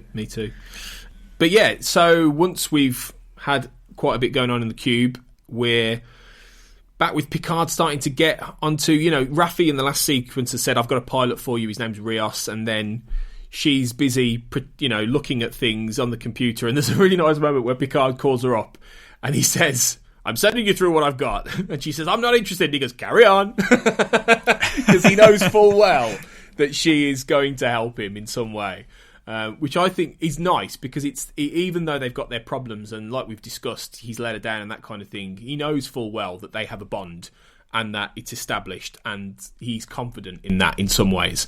I thought that was a nice little moment of comedy in what is otherwise a fairly serious episode with moments of levity, but it's nice little moments like that add character, I think. This is a relatively serious show, I suppose, you know, even by Star Trek standards. But yeah, I think that moment was nice. It reminded me a little bit of movie Picard somehow. I feel like in many ways, and I think this is a good thing, we've sort of gone back to TV Picard. He's quite sort of serious, he's quite thoughtful, he's quite kind of sort of morally upstanding and so on. But that kind of slightly more teasing sense of humour, I sort of associate slightly more with the Picard we got in the movies. And I think it was quite nice to see it, because it's nice to see the things that kind of bring him back. You know, as much as he's changed and has become this kind of quite frail old man and quite sort of broken in some ways, it's nice to see the things that kind of give us flashes of, you know, the man he was, and the fact that he can still be that man to some extent. Yeah, definitely. Yes, it's a nice little moment. But then he beams onto our new ship, the La Sirena. I think that's how you pronounce it, which is Spanish for the mermaid or the siren, apparently, that La Sirena. So make of that what you will. But the La Sirena, which is an unregistered civilian ship owned and operated by Captain Cristobal Rios, who played by Santiago Cabrera, who is one of the main characters who gets an introduction here. But there's a lovely moment where Picard beams onto the ship and you hear the theme, don't you? The Star Trek theme. as he's on a ship for the first time. He's in space, he's on a ship. They're doing lots of that, aren't they? Those sort of like knowingly sort of iconographic points of Picard getting back in touch with who he was. Like the comm badge where he puts that on, looking up at the stars, beaming onto a starship. I like the way they're it's almost metatextual. They're aware that the audience are going to be excited by these moments, and they're sort of playing into that and leaning into that. They are definitely, but at the same time I feel they're rationing them. They're not kind of overcrowding the story with them. And I think this show has a really good kind of relationship to nostalgia. I mean, obviously nostalgia is a big part of it. You know, people like you and me, we grew up with Picard. Yeah. I mean, for me, in some ways, still even 3 episodes in, it's slightly uncomfortable in some ways experience seeing Picard as such an old man. Do you know what I mean? I mean, this is a guy who we grew up with as, I don't know about you, I grew up with Picard as a kind of father figure. Do you know what I mean? We're the sort of generation, he's sort of our parent, well, he's a bit older than our parent. Picard is a bit older than our parents' generation. But I know what you mean. But there's this sort of sense of, maybe he's like an uncle then, I don't know, an older uncle. But, he's kind of that approximately that generation. And now he's a very, very old man. And there is this sort of complicated feelings attached to that, I suppose, one way or another. But there is this huge nostalgia for Next Gen, huge nostalgia for the kind of man that he was and for the stories that we, grew up with and so on. And the show absolutely plays to that. But I think he skillfully done, the combination of the old and the new. I mean, it's not relentless, it's not constant, but just every so often you get these little kind of touches of the kind of Next Gen music. And it really, I don't know, it works for me. And I think it works as well because Picard is to some extent nostalgic himself. So it's not just like, with the final shot of the Rise of the Skywalker, I mean, I couldn't care less. I'm not that into, I enjoyed it. I enjoy all Star Wars movies, but I don't really care that much about them. But I know a lot of people were saying, this final bit where she goes back to Tatooine, it makes no sense, and Leia wouldn't have wanted to be there, and blah-de-blah-blah. It doesn't. It only makes sense as an exercise in audience nostalgia because it's like returning them to when they first saw Star Wars and whatever. Basically, it makes sense out of you. It makes sense in a meta level. It doesn't make sense within universe. What I think is clever about this show is that the nostalgia really makes total sense within universe. It's the nostalgia of Picard. Yeah. And probably once we get to Riker and Troy, we'll see the same sort of thing, in their relationship and so on. And all these characters in the show, in a sense, are longing for a past that no longer exists. I mean, you were saying Picard, it's the kind of post-Mars era. Basically, they're longing to go back to that more innocent time. They're longing to get back to Star Trek, one way or another. Nostalgia, I looked this up a few years ago. The word nostalgia literally is a kind of a yearning, a homesickness, basically. And it was a word that was used to describe sailors who were far away from home. And there is that sort of sense of being displaced both in time for all these people because so much time has passed. But for Picard as well, he's literally in the wrong place. And once he gets back out into space, he's going to feel, we assume, more like he's kind of at home again.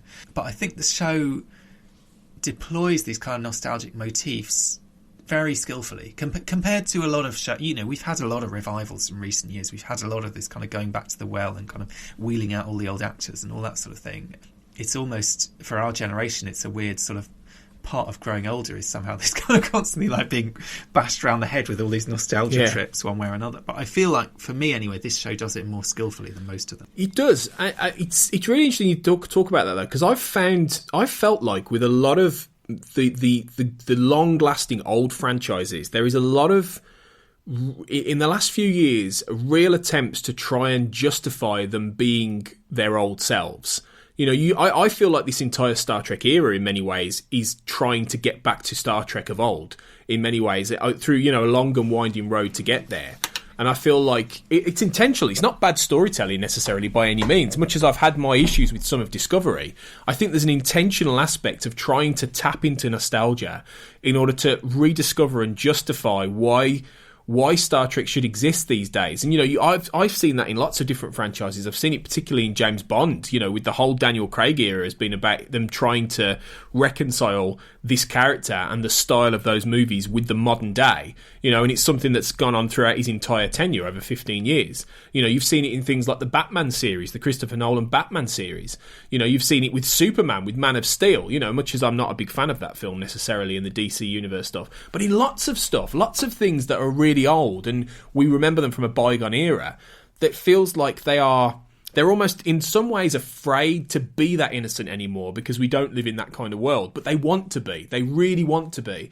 And I think, like you say, I think Picard's probably the most skillful at it in terms of this era of Star Trek, mainly because you have such a wonderful character and actor back, epitomising that time that you remember. Like you say, that time when we were young and we remember Picard on our screen as that really reassuring presence, that person who you could trust, who you believed in, that real icon, a real character to look up to, somebody you could live by, perhaps more than any other Star Trek captain in many ways, with the possible exception of like someone like Janeway, who I think embodies a lot of Picard's ways as well. But I think even she was a little bit more reckless. I think Picard was very much, most of the time, a very sort of steadfast vision of what you would want to aspire to. And I think that's maybe one of the reasons why Picard is particularly for us.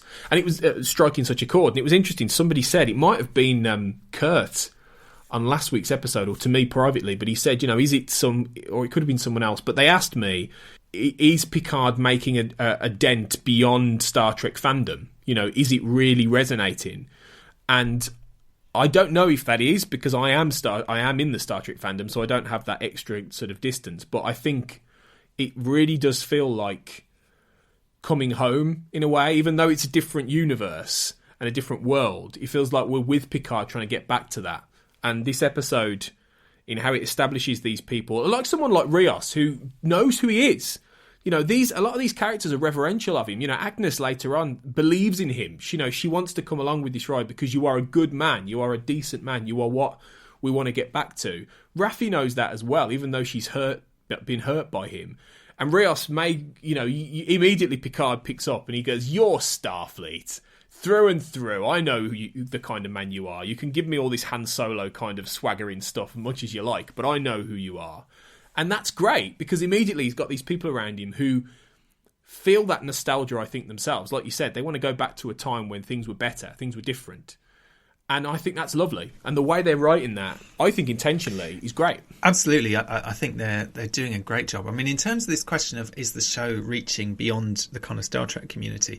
I think it must be. I think they must at least have been confident it was going to. If you look at the massive marketing campaign they put into it, I mean, much more than they ever did for Discovery. Monumental marketing, particularly around the premiere. Piccadilly Circus was completely taken over. There were billboards everywhere, huge amount of marketing. My Amazon Prime on my TV does almost nothing but show me adverts for Picard, and really they might have worked out by now. They don't really need to, but and the viewing, as I understand it, the download figures and so on for the show have been extremely good. So that's good. I think unless that's like us Star Trek fans watching it 7 or 8 times per episode, I assume that means it's reaching. I think part of it though is it's not because it's Picard and because it's Next Gen that is the kind of reference point. Next Gen was never just a show for Star Trek fans. Do you know what I mean? Next Gen was the show that was a mainstream hit. And so many people grew up watching Next Gen who never went on to watch DS9 or Voyager or Enterprise, or, would never have watched Discovery. I mean, even at the premiere, I was talking to a woman who was there who said she hadn't watched any Star Trek since Next Gen was on the air, basically, but she was keen to see it because she had fond memories of growing up, like I did, watching Next Gen. That was a show that meant a lot to her. So I think there is a whole potential audience of people who, almost if those other Star Trek series had never happened, do you know what I mean? They would still remember, Next Generation as this show that they watched kind of in the early 90s and that was a part of their childhood growing up. Well, not necessarily their childhood, they might have been young adults or whatever. And those people, hopefully, I guess the idea is, will come back for this show because they remember Picard and they remember that show and they remember those movies as well. I mean, there's a reason that they got a movie series. DS9 and Voyager didn't end up with a movie series or whatever. The Next Gen crew, and particularly Picard, are part of the kind of cultural consciousness, I think. Maybe not quite as much as Kirk and Spock, but pretty much up there, at least approaching that in terms of kind of casual viewership. Absolutely, yeah, and you can really feel that connection. And like I say, it's nice that you've got these characters in there who feel that for Picardian universe, and I really liked Rios as one of those main characters. I was worried actually seeing some of the clips of him and things like this, that I was going to find him really grating and this swaggering douchebag, but he's not. Immediately I get a sense that he's intentionally putting up a front. This cocky wise guy, but that it is a front. And straight away the show sort of delves a little bit into his psychology about how he's basically a traumatized former Starfleet officer who served on this heavy cruiser called the Ibn Majid back in the day, and he has been traumatized by the fact that his own Picard, his own captain that he looked up to, died in what sounds like awful circumstances. He says that he just closes his eyes and he sees his brain splattered over a bulkhead. He's a haunted guy. Yeah. He reads books like the Tragic Sense of Life, which is a book by a Spanish writer called Miguel de Unamuno, who was a famous sort of essayist and philosopher and novelist who wrote this book. So he's reading these very sort of intense, tragic. Maybe he feels like his life has taken a tragic turn, and he sees in Picard somebody maybe who reminds him of his captain, of his person he looked up to, and that he too is somebody who is wishing that things would be different, and that he's yearning for an older age, but where Raffi went a little bit like insular and off the deep end and into her own world, Rios became this, flyboy. Yeah. Tom Paris with a beard. Exactly. Well, I was slightly concerned. I know what you mean about those early images and so on. I thought he was going to be the kind of Han Solo of the Star Trek universe, and it was going to be quite a sort of one-dimensional character. And I think you're right. They've already given him a lot more depth than that with this bit of backstory.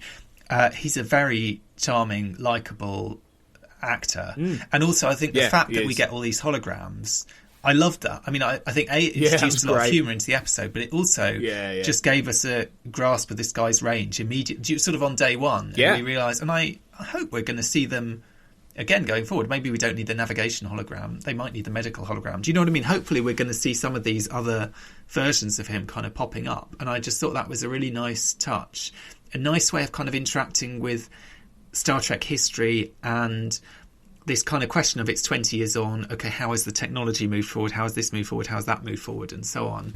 And in a way, it kind of makes sense. Okay, you can have your hologram look like anyone now. And for whatever reason, this guy's in this, I mean, either he's a real narcissist or there's this sort of existential crisis going on. He's populated his ship with versions of himself.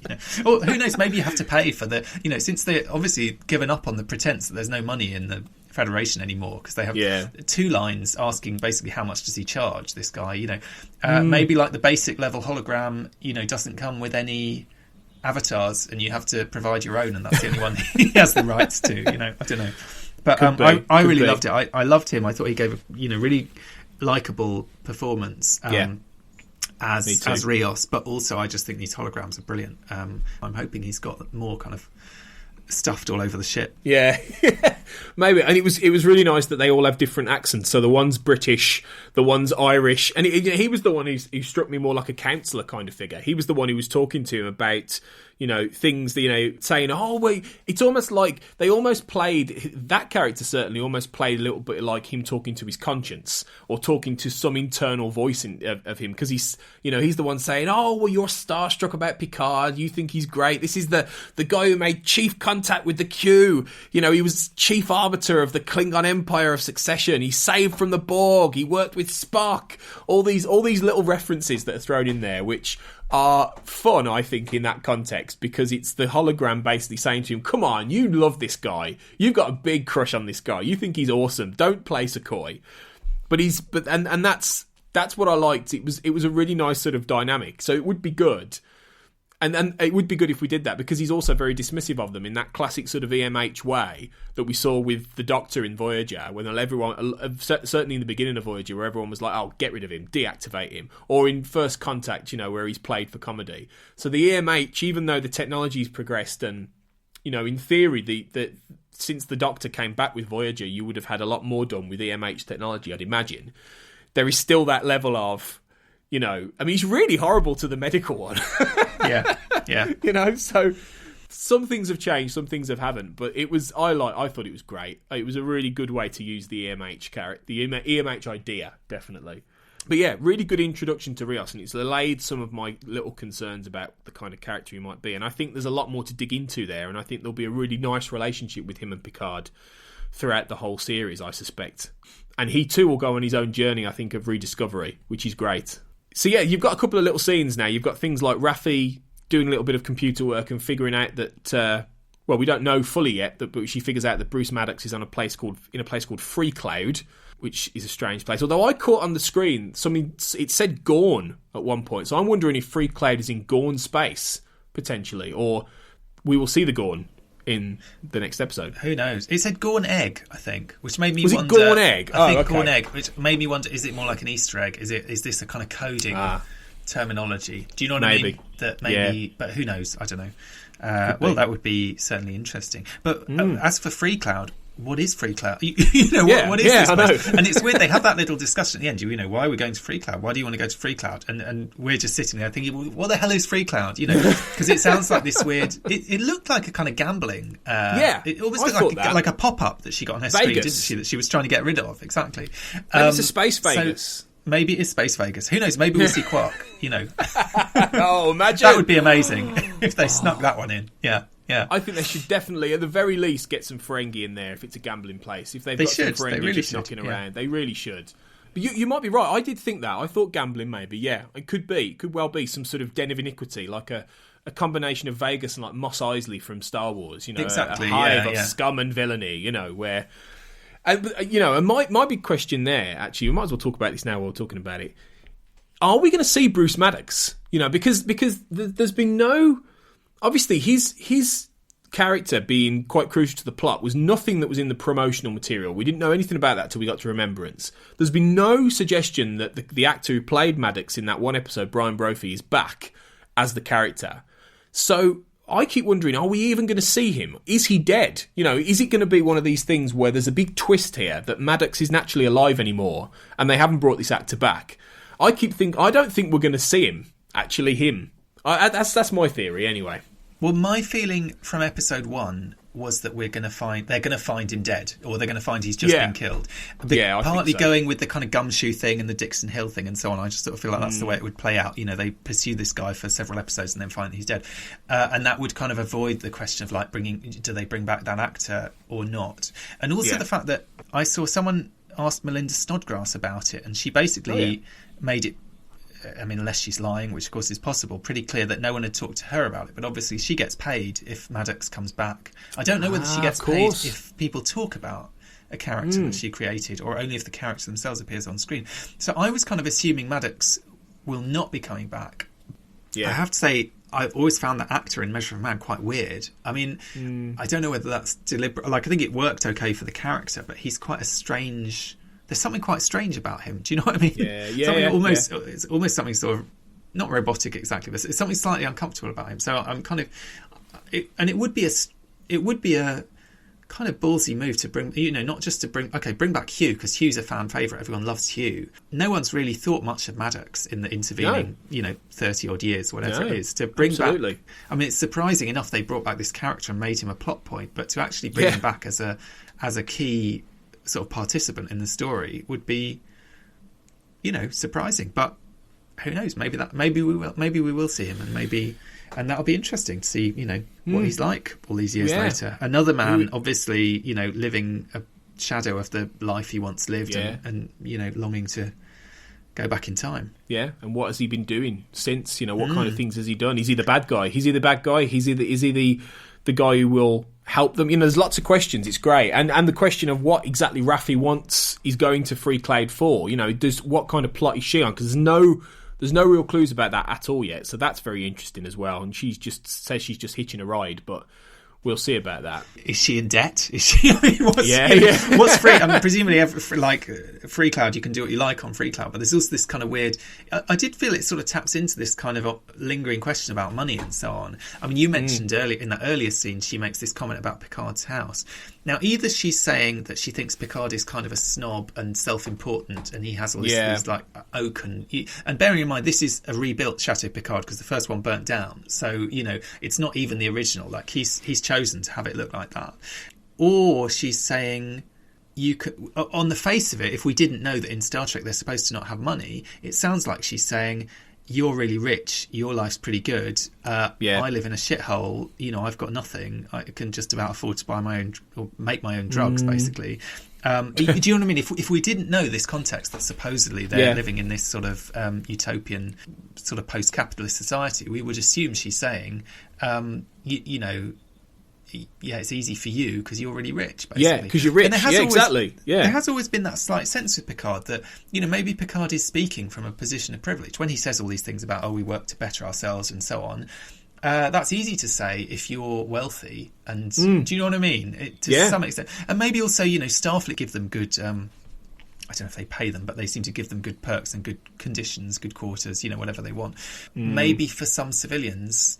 life's not that easy. I mean, maybe they get a kind of basic sort of handout or whatever that they need, but it's not to say that everyone is necessarily equal in terms of their living situation. And it's interesting the show draws that parallel between the two of them, basically saying, Picard is essentially living in luxury and Raffi is, really living in squalor almost. Living in squalor. It's interesting. I think it's one of those things where they're struggling to sort of square some of these very utopian ideas in Star Trek now with telling a compelling story that doesn't feel kitsch or a bit ridiculous. And because some of these ideas obviously originated back in the 60s with the original series, in the 80s when there was a lot of progressive movements and forward thinking, and the space where they were able to create the next generation era going into the 90s, when there was some hope that maybe we'd cracked some of the problems and that we were going to head towards this kind of utopian future where capitalism wasn't going to be the driving force and all these things. But given where we've gone in the last 20 or 30 years, there's not many people really feel that we're going there right now. And I think they are, they're sort of, without being too on the nose, they're rolling back on some of the more resolutely out there futuristic utopian ideas of Star Trek. And, that hence why you've got, I saw online somebody making the comment that Tom Paris had said that, smoking was an old thing that was got rid of in the 20th century or whatever, or the 21st century. And then you've got, Rios lighting up, or you've got Raffi smoking, all these kind of things. And then somebody had said, but the quite funny comment was, when did you start believing anything Tom Paris says? It's quite funny. Right, But no, but it's that whole thing of, back then, back in the 90s, I'm sure they did all this with complete, straight faces, and it fitted. You believed that world might exist, but I don't know if you could really tell. Again, it goes back to, can you really tell the same kinds of stories and the same tone now? And it not feel, and the way television has evolved, the way storytelling has evolved, for better or worse. And some people will hate this and probably do hate Picard and Discovery for these things. In fact, we've got profanity. In fact, we've got people smoking, or, the fact that maybe, there is money again.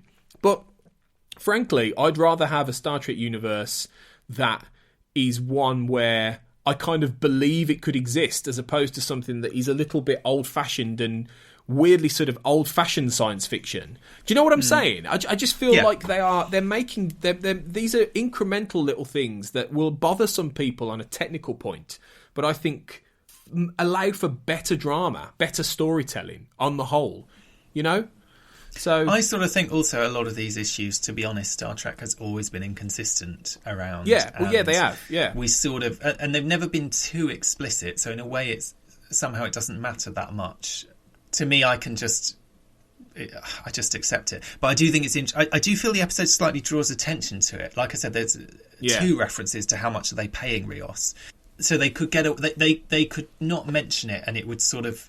You might sort of assume, well, why would he be doing this? He's not in Star. Do you know what I mean? He's not obliged to do it by any kind of sense of duty. So what is in it for him? But they actually are being quite explicit about it, and he says his rates are quite high or whatever. But I don't know. It doesn't bother me for sure. Yeah. And I think you're right in some ways. I don't know. It's hard. Part of me sort of feels sad if that's the case, that kind of utopianism that we grew up with and which seemed quite possible back in the 90s is just impossible now. I do feel kind of sad about that. It also makes me wonder, is this a one-way thing, or is this a kind of cyclical thing? In 20 years' time, is Star Trek, God knows what the world's going to be doing, but, best case scenario is somehow things are looking better. Is Star Trek going to be able to get back to being a little bit more utopian at some point, because it does slightly concern me that we've got this storyline in Picard where the Federation have kind of turned their back on their values. Looks like in season 3 of Discovery we've got a future where the Federation has collapsed pretty much. It does bother me slightly. I liked the idea of the Federation as this great, almost eternal institution. Darren Mooney and I had a chat about this on my podcast, Primitive Culture, a little while ago, about Voyager in the 90s and how kind of... It was a great episode. That was really great. Great conversation. Darren is a bit of a... you kind of just switch him on and sit back, and Darren will give you an amazing disquisition on any topic. But Darren was created by Bruce Maddox. This is could well be.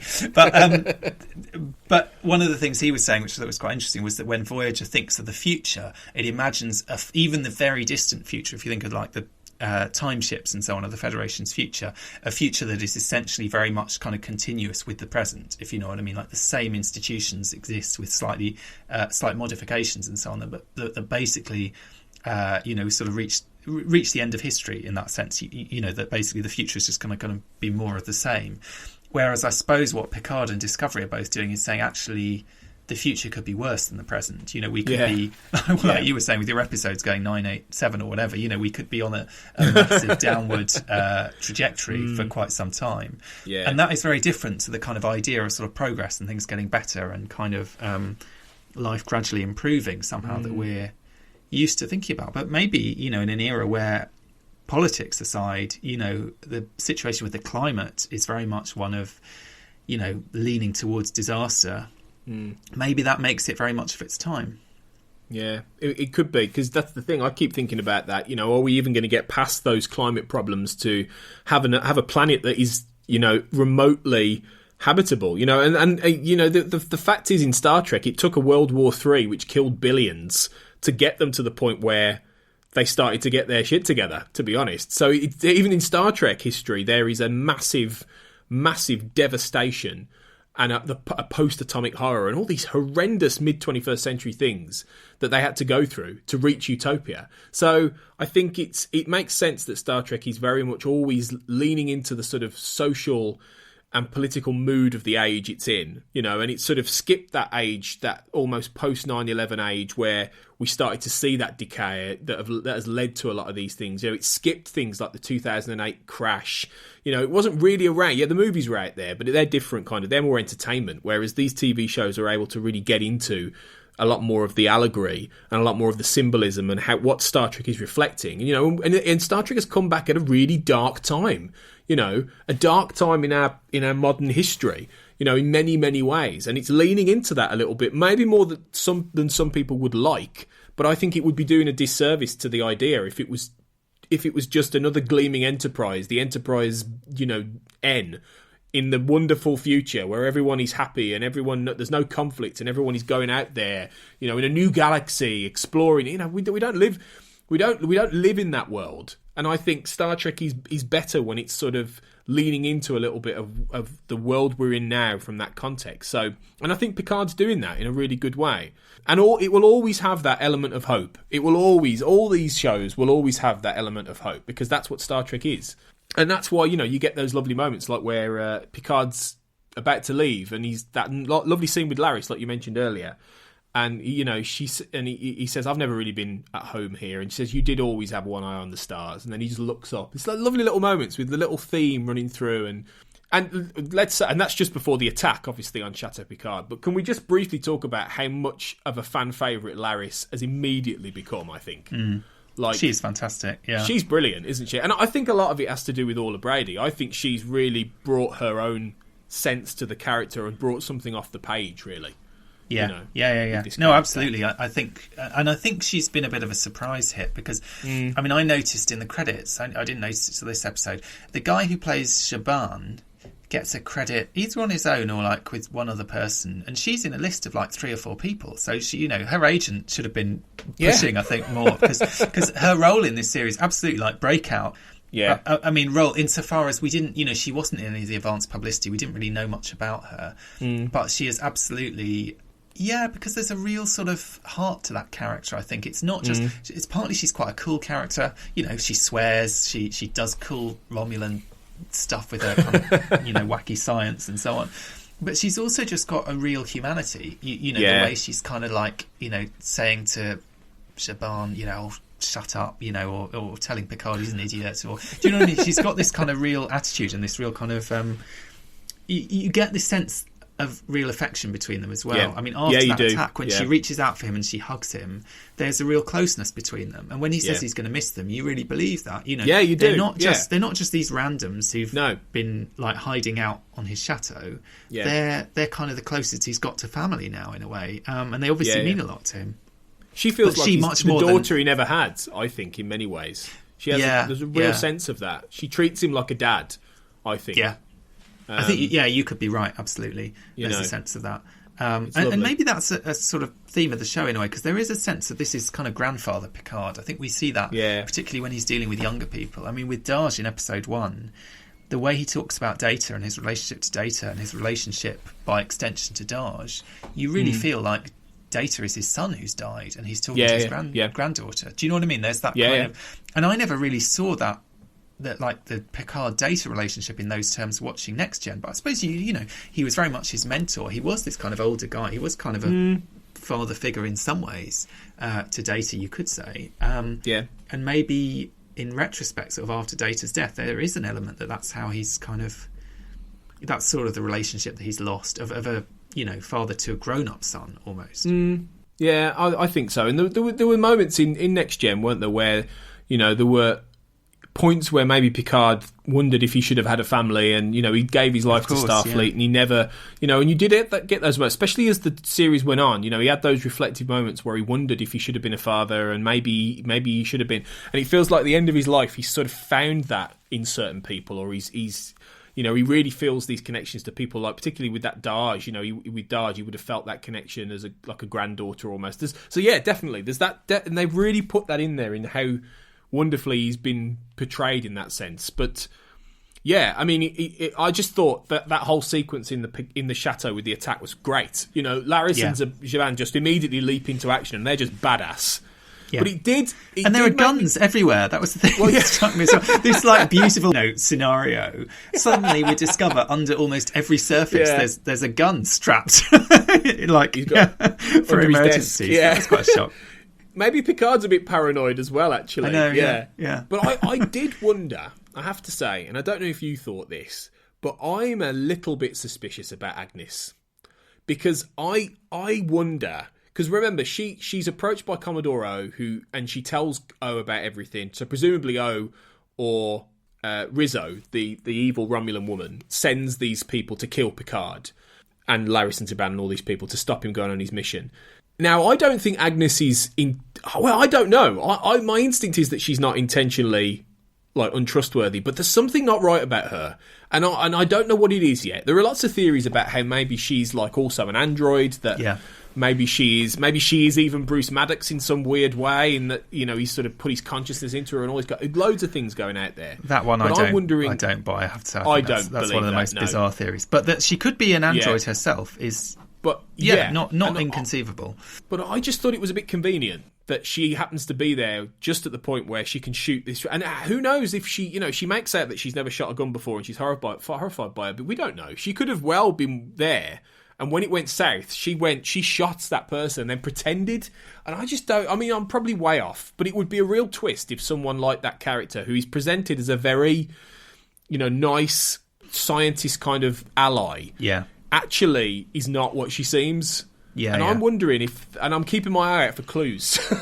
Well, also, I was puzzled. Where did she get that gun from? Because she came in from the outside with a gun. But where, who? That was a Romulan gun. Did one of the Romulans chuck drop their gun on the way in, or did she kill another one outside? I mean, I thought that was kind of slightly puzzling. Where did she get that weapon from? I don't know. I agree. I thought there was something slightly. It's the fact that it just feels slightly sort of convenient the way she's there just at that moment and so on. But who knows? I mean, in a way, I'd be kind of sad if she turns out to be not who she says she is, because I really like her as a character. I like her enthusiasm. Me too. And going back to that idea of sort of going back to sort of Star Trek-y values and so on, she feels like a real Star Trek character. Do you know what I mean? Yeah, she does. So it would sort of be a shame if that turns out not to be the case. But it did cross my mind. is there anything to this theory that she might actually be a synth herself? Who knows? We'll find out. We'll find out soon, probably. But this leads into one of the biggest sequences of the episode, I suppose, which is the dual cutting between Soji interviewing Ramda on the cube and Picard interrogating the captured Romulan, and they both essentially end up saying the same thing and coming out with these terrifying, fears that Soji is the destroyer. As Ramda says, are you the one who dies or the one who lives? And she's got this card with the two sisters. So, I mean, what do you make of this? I mean, the destroyer, I mean, it's obviously very intentionally sort of trying to establish that presumably Soji, given Daj is dead, is some kind of terrible either weapon or event or something that is going to happen that has been there from maybe ancient Romulan myth, prophecy. It's hard to say, isn't it, really? We don't really have any other context except from what we know about her being a synth, having been created.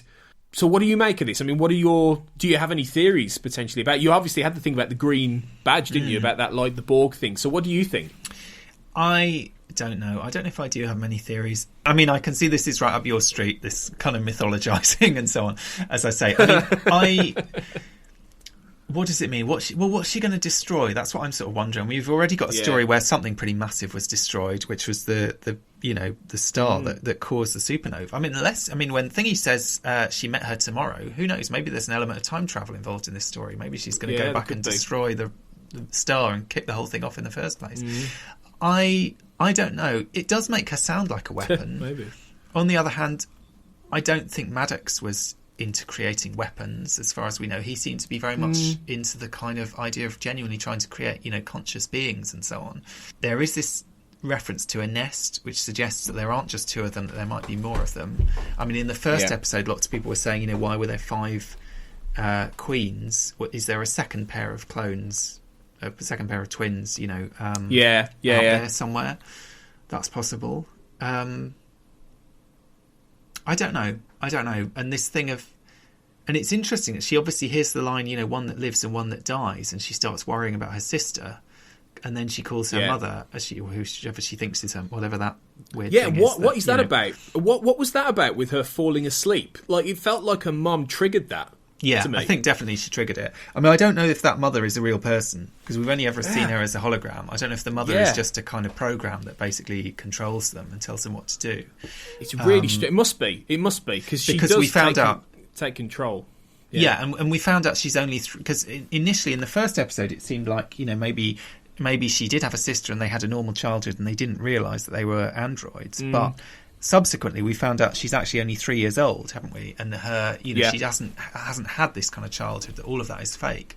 So that does make me wonder: was she just woken up a few years earlier, and this like holographic mother character is sort of feeding them information? Do you know what I mean? It's a way of kind of of giving them information one way or another, or telling them what to do. And certainly, it seems to be able to kind of switch her off.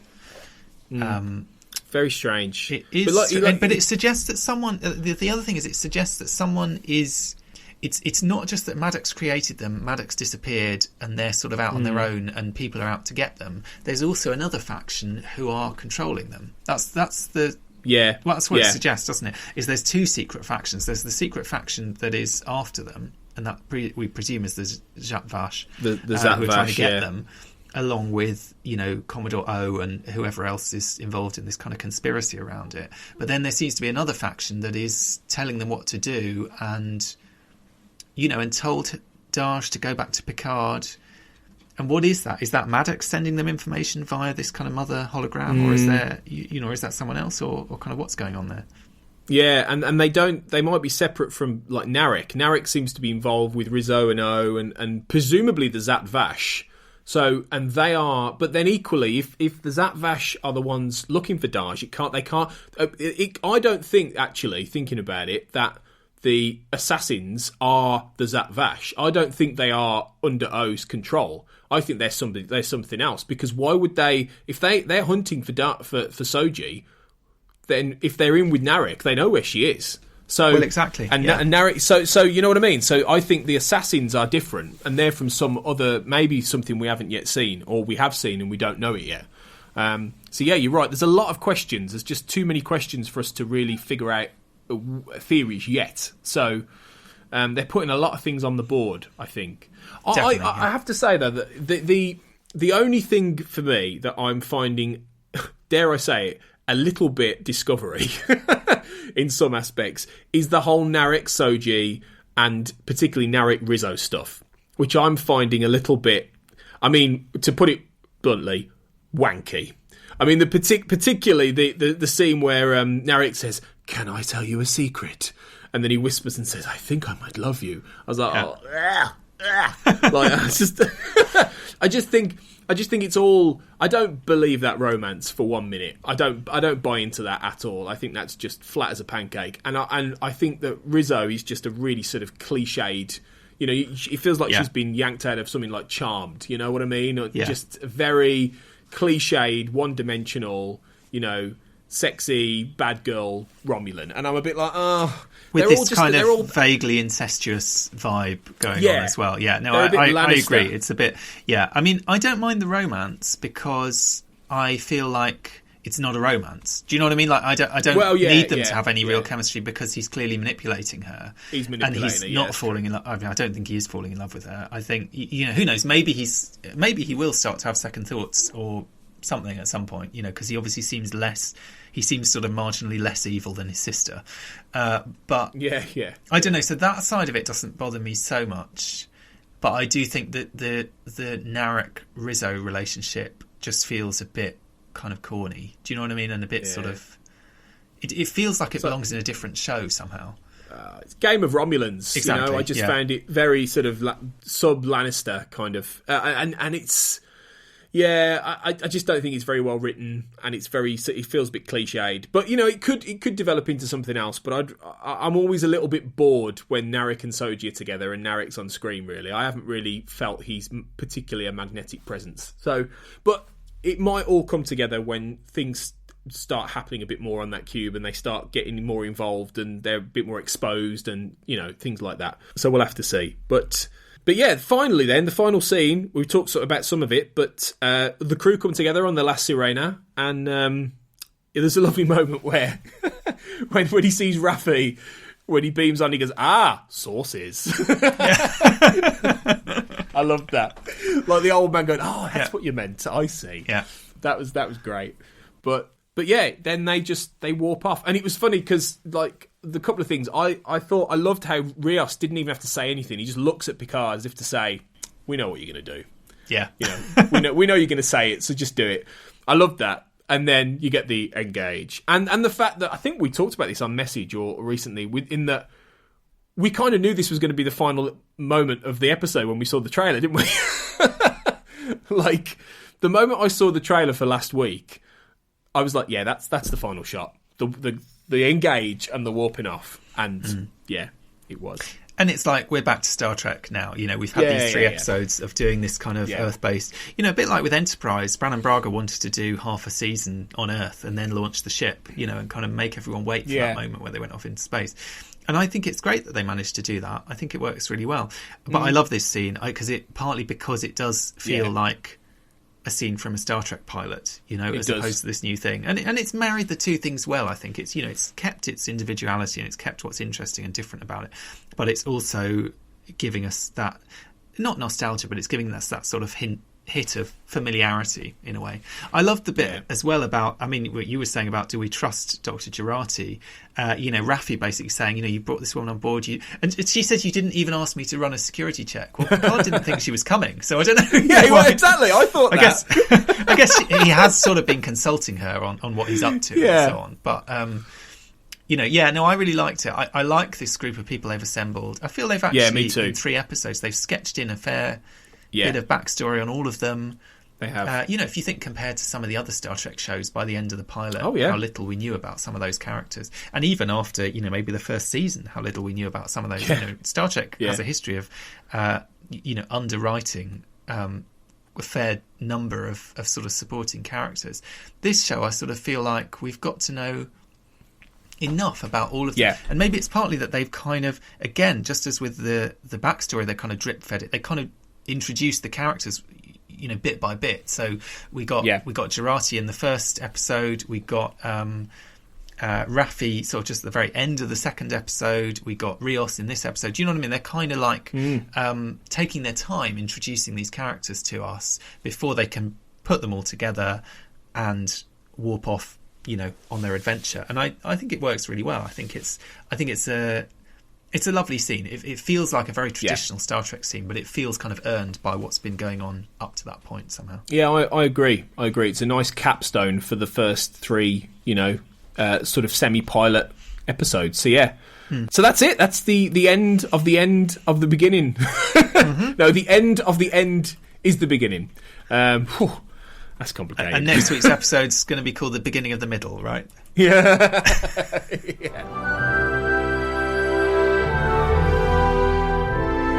But before we go, we'll rattle through a little bit of fan feedback, which is coming on the Make It So, a Star Trek podcast fan group. So if you're on Facebook and you're in there, fantastic. Thank you for the comments. And if not, get in there. Links will be in the show notes. So my other co-host, Kurt North, who's having a week off, as I say, said that he enjoyed it. I was so worried for Laris and Jaban going into the episode. I think we both thought they might die. He said, I didn't realise how invested I was in them.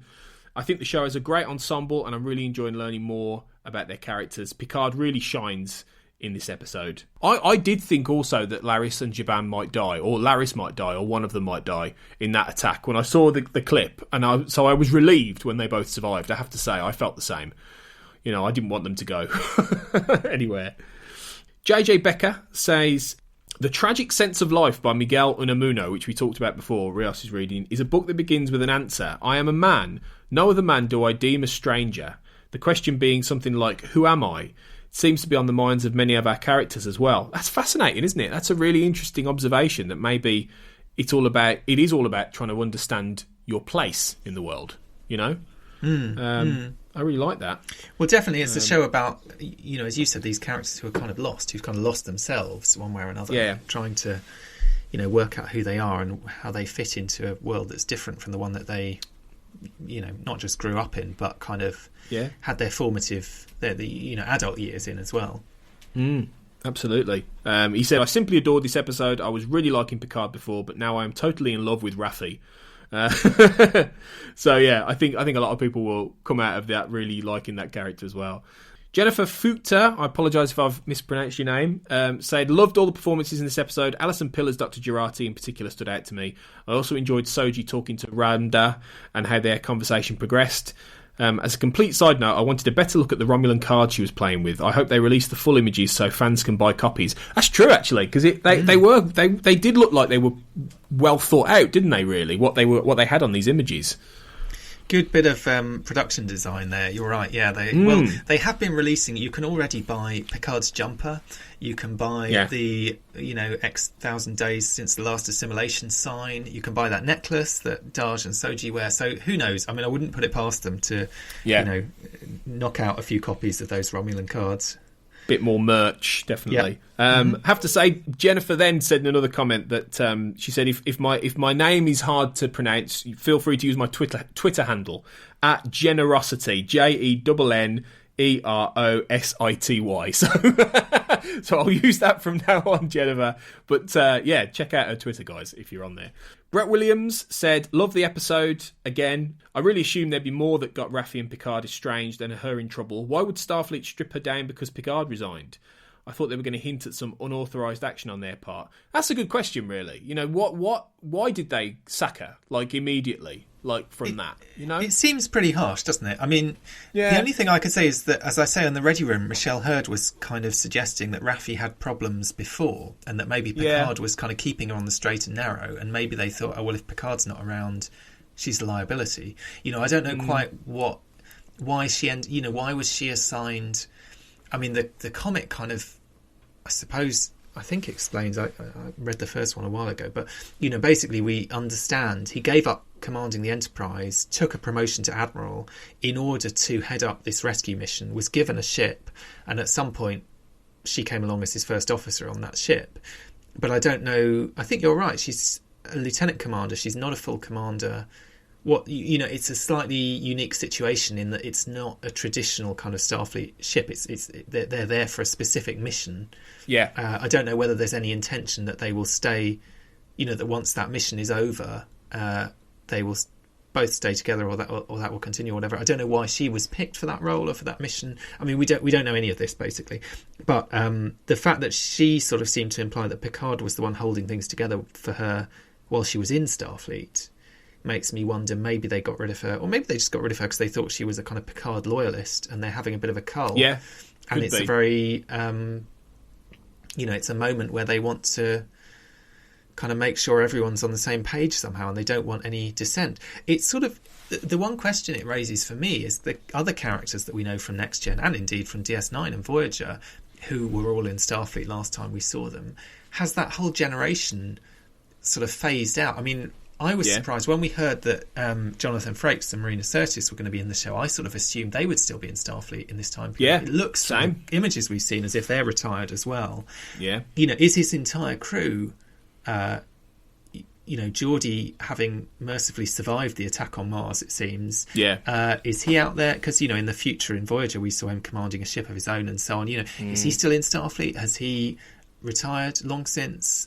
Do you know what I mean? We sort of don't know what... Yeah. Is everyone kind of out, basically, the way that Picard is? Or are some of them still working within that organisation? And what's that like? And it's not that the whole of Starfleet is kind of corrupt through and through, is it? It's that there's some kind of element at the top that is making slightly dubious decisions, as there has been in the past. I mean, look at, Insurrection. The Federation Council approved that mission.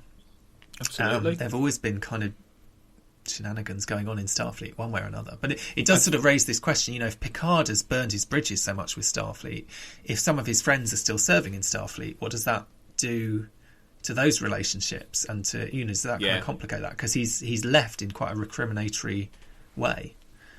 And, we might get a little bit more insight into that when we see Riker and Troy. That might be part of the conversation that you have. For whatever reason, he goes to them by that point, whenever that is.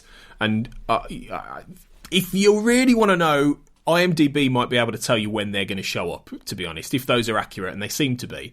But when they do show up, it'll be interesting to see whether those conversations are had, and precisely whether, presumably Riker and Troy went on to, operate on the Titan for years, and go off on their own missions. But it does make you wonder. There's a lot there we'll hopefully find out through those characters. But yeah, Brett agreed. Brett had the same question you. Where did Agnes pick up that rifle? How did she know to shoot that guy in the back? So yeah, you're not the only one thinking about that. And he says, I'm thinking more and more that the Romulan dark secret is thousands of years ago they were at fault for the first collective. So yeah, a lot of people are on board with this Borg theory now. But so now we have the 3-episode prologue out of the way. Let's rock and roll. I agree, Brett. I think it's going to happen now. And finally, Craig McKenzie, who will be one of our guests in a future Make It So, hopefully, from the Kneel Before Blog podcast. My main thoughts are that the show is really engaging me overall, but this episode doesn't give us a lot more than we already had. Taking 3 episodes to get into space isn't fully justified by the content. I was most interested in Raffi and her addictive personality, as well as the portrayal of a flawed Picard with diminished faculties who seemed to have no problem taking advantage of that to achieve his own goals. I think that's interesting. That's sort of an alternate point. We found it quite good that the show's taking its time to get everyone where they need to, but Craig's a little bit unsatisfied by the fact that maybe it could have been a bit quicker. So I doubt he'll be on his own there, really. I think there will be people who want this to be moving maybe a little bit faster. Well, I do wonder, as I said, if the pace will pick up, because they ultimately they now have to fit 8 episodes worth of storyline into 7 episodes somehow. So either the episodes are going to get longer or the pace is going to have to pick up. So we'll see. I think those first 3 obviously were very deliberately taking their time, and potentially they were a bit padded to try and stretch them out to 45 minutes ish each, so that they didn't end up coming up short. Absolutely. But we'll see how it goes, really. But yeah, thanks to everyone who's commented. Sorry if I've abridged some of your comments there, and I think I have, but I really appreciate everything. We really appreciate everything you're saying, so we'll get chatting in the group. So thanks guys for those thoughts.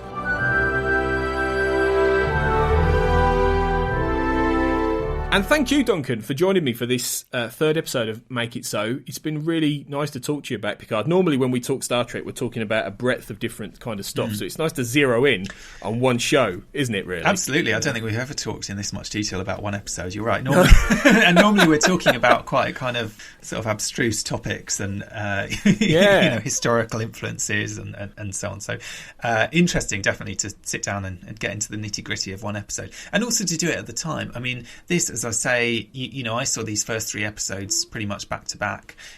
So last week, when everyone was wondering about, thinking about episode 2, I sort of knew where we were going with episode 3. Now I have no idea where we're going off beyond this point. So it's exciting. It's very much, going at it in the dark, in a sense. This is our first time watch through, and these are episodes that with any luck we'll be watching again and again over the years to come, but we only get to experience them first the one time, so it's exciting. Yeah, it's nice to make the most of them, definitely. But yeah, thank you again for coming on. Where can people find you and what you're up to, and particularly Primitive Culture, your Star Trek podcast? And do you want to point people towards where they might find that stuff? I will do, yes, absolutely. Primitive Culture is a podcast that you and I, Tony, started up together probably must be about like 3 years ago or something.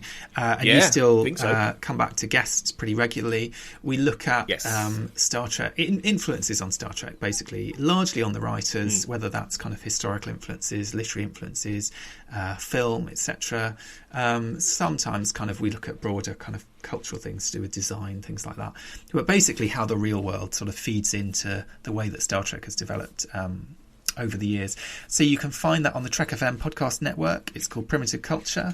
You can get us wherever you get your podcasts.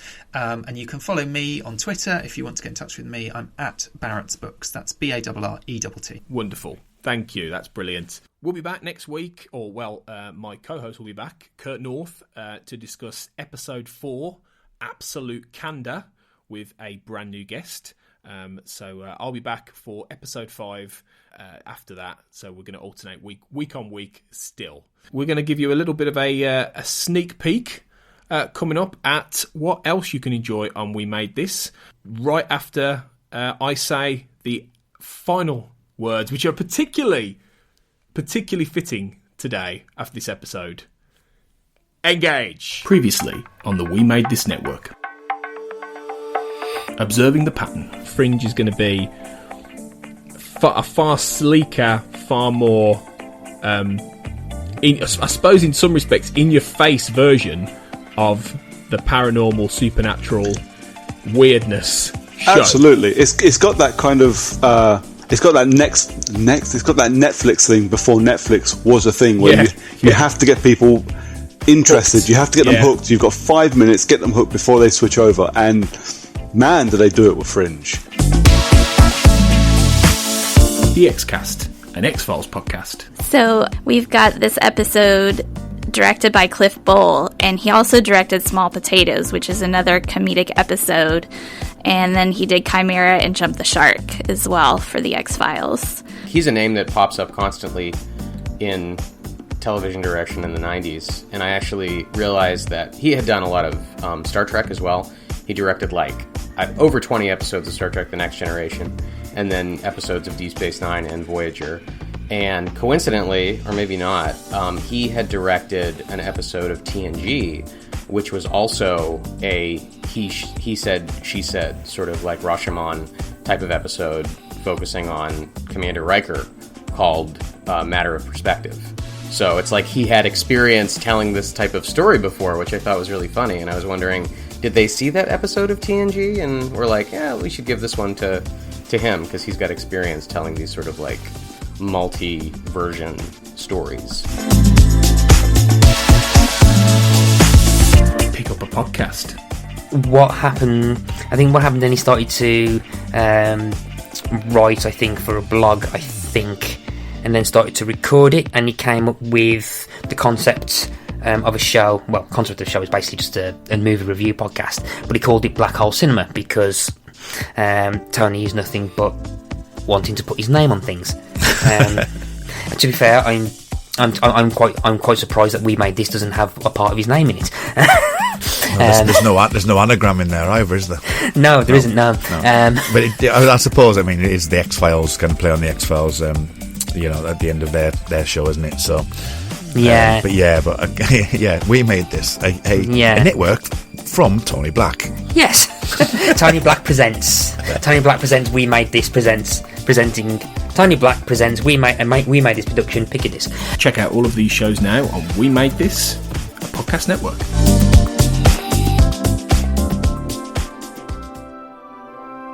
Make It So, a Star Trek Picard podcast, was created and is produced and hosted by Tony Black and Kurt North. You can find the show on Twitter at Jean-Luc Podard and on Facebook in the Make It So, a Star Trek podcast fan group discussion group. Check out the We Made This network at We Made This Pod on Twitter and on Facebook by typing in We Made This, and you can find all of our shows on our website www.wemadethispod.com. Thanks for listening.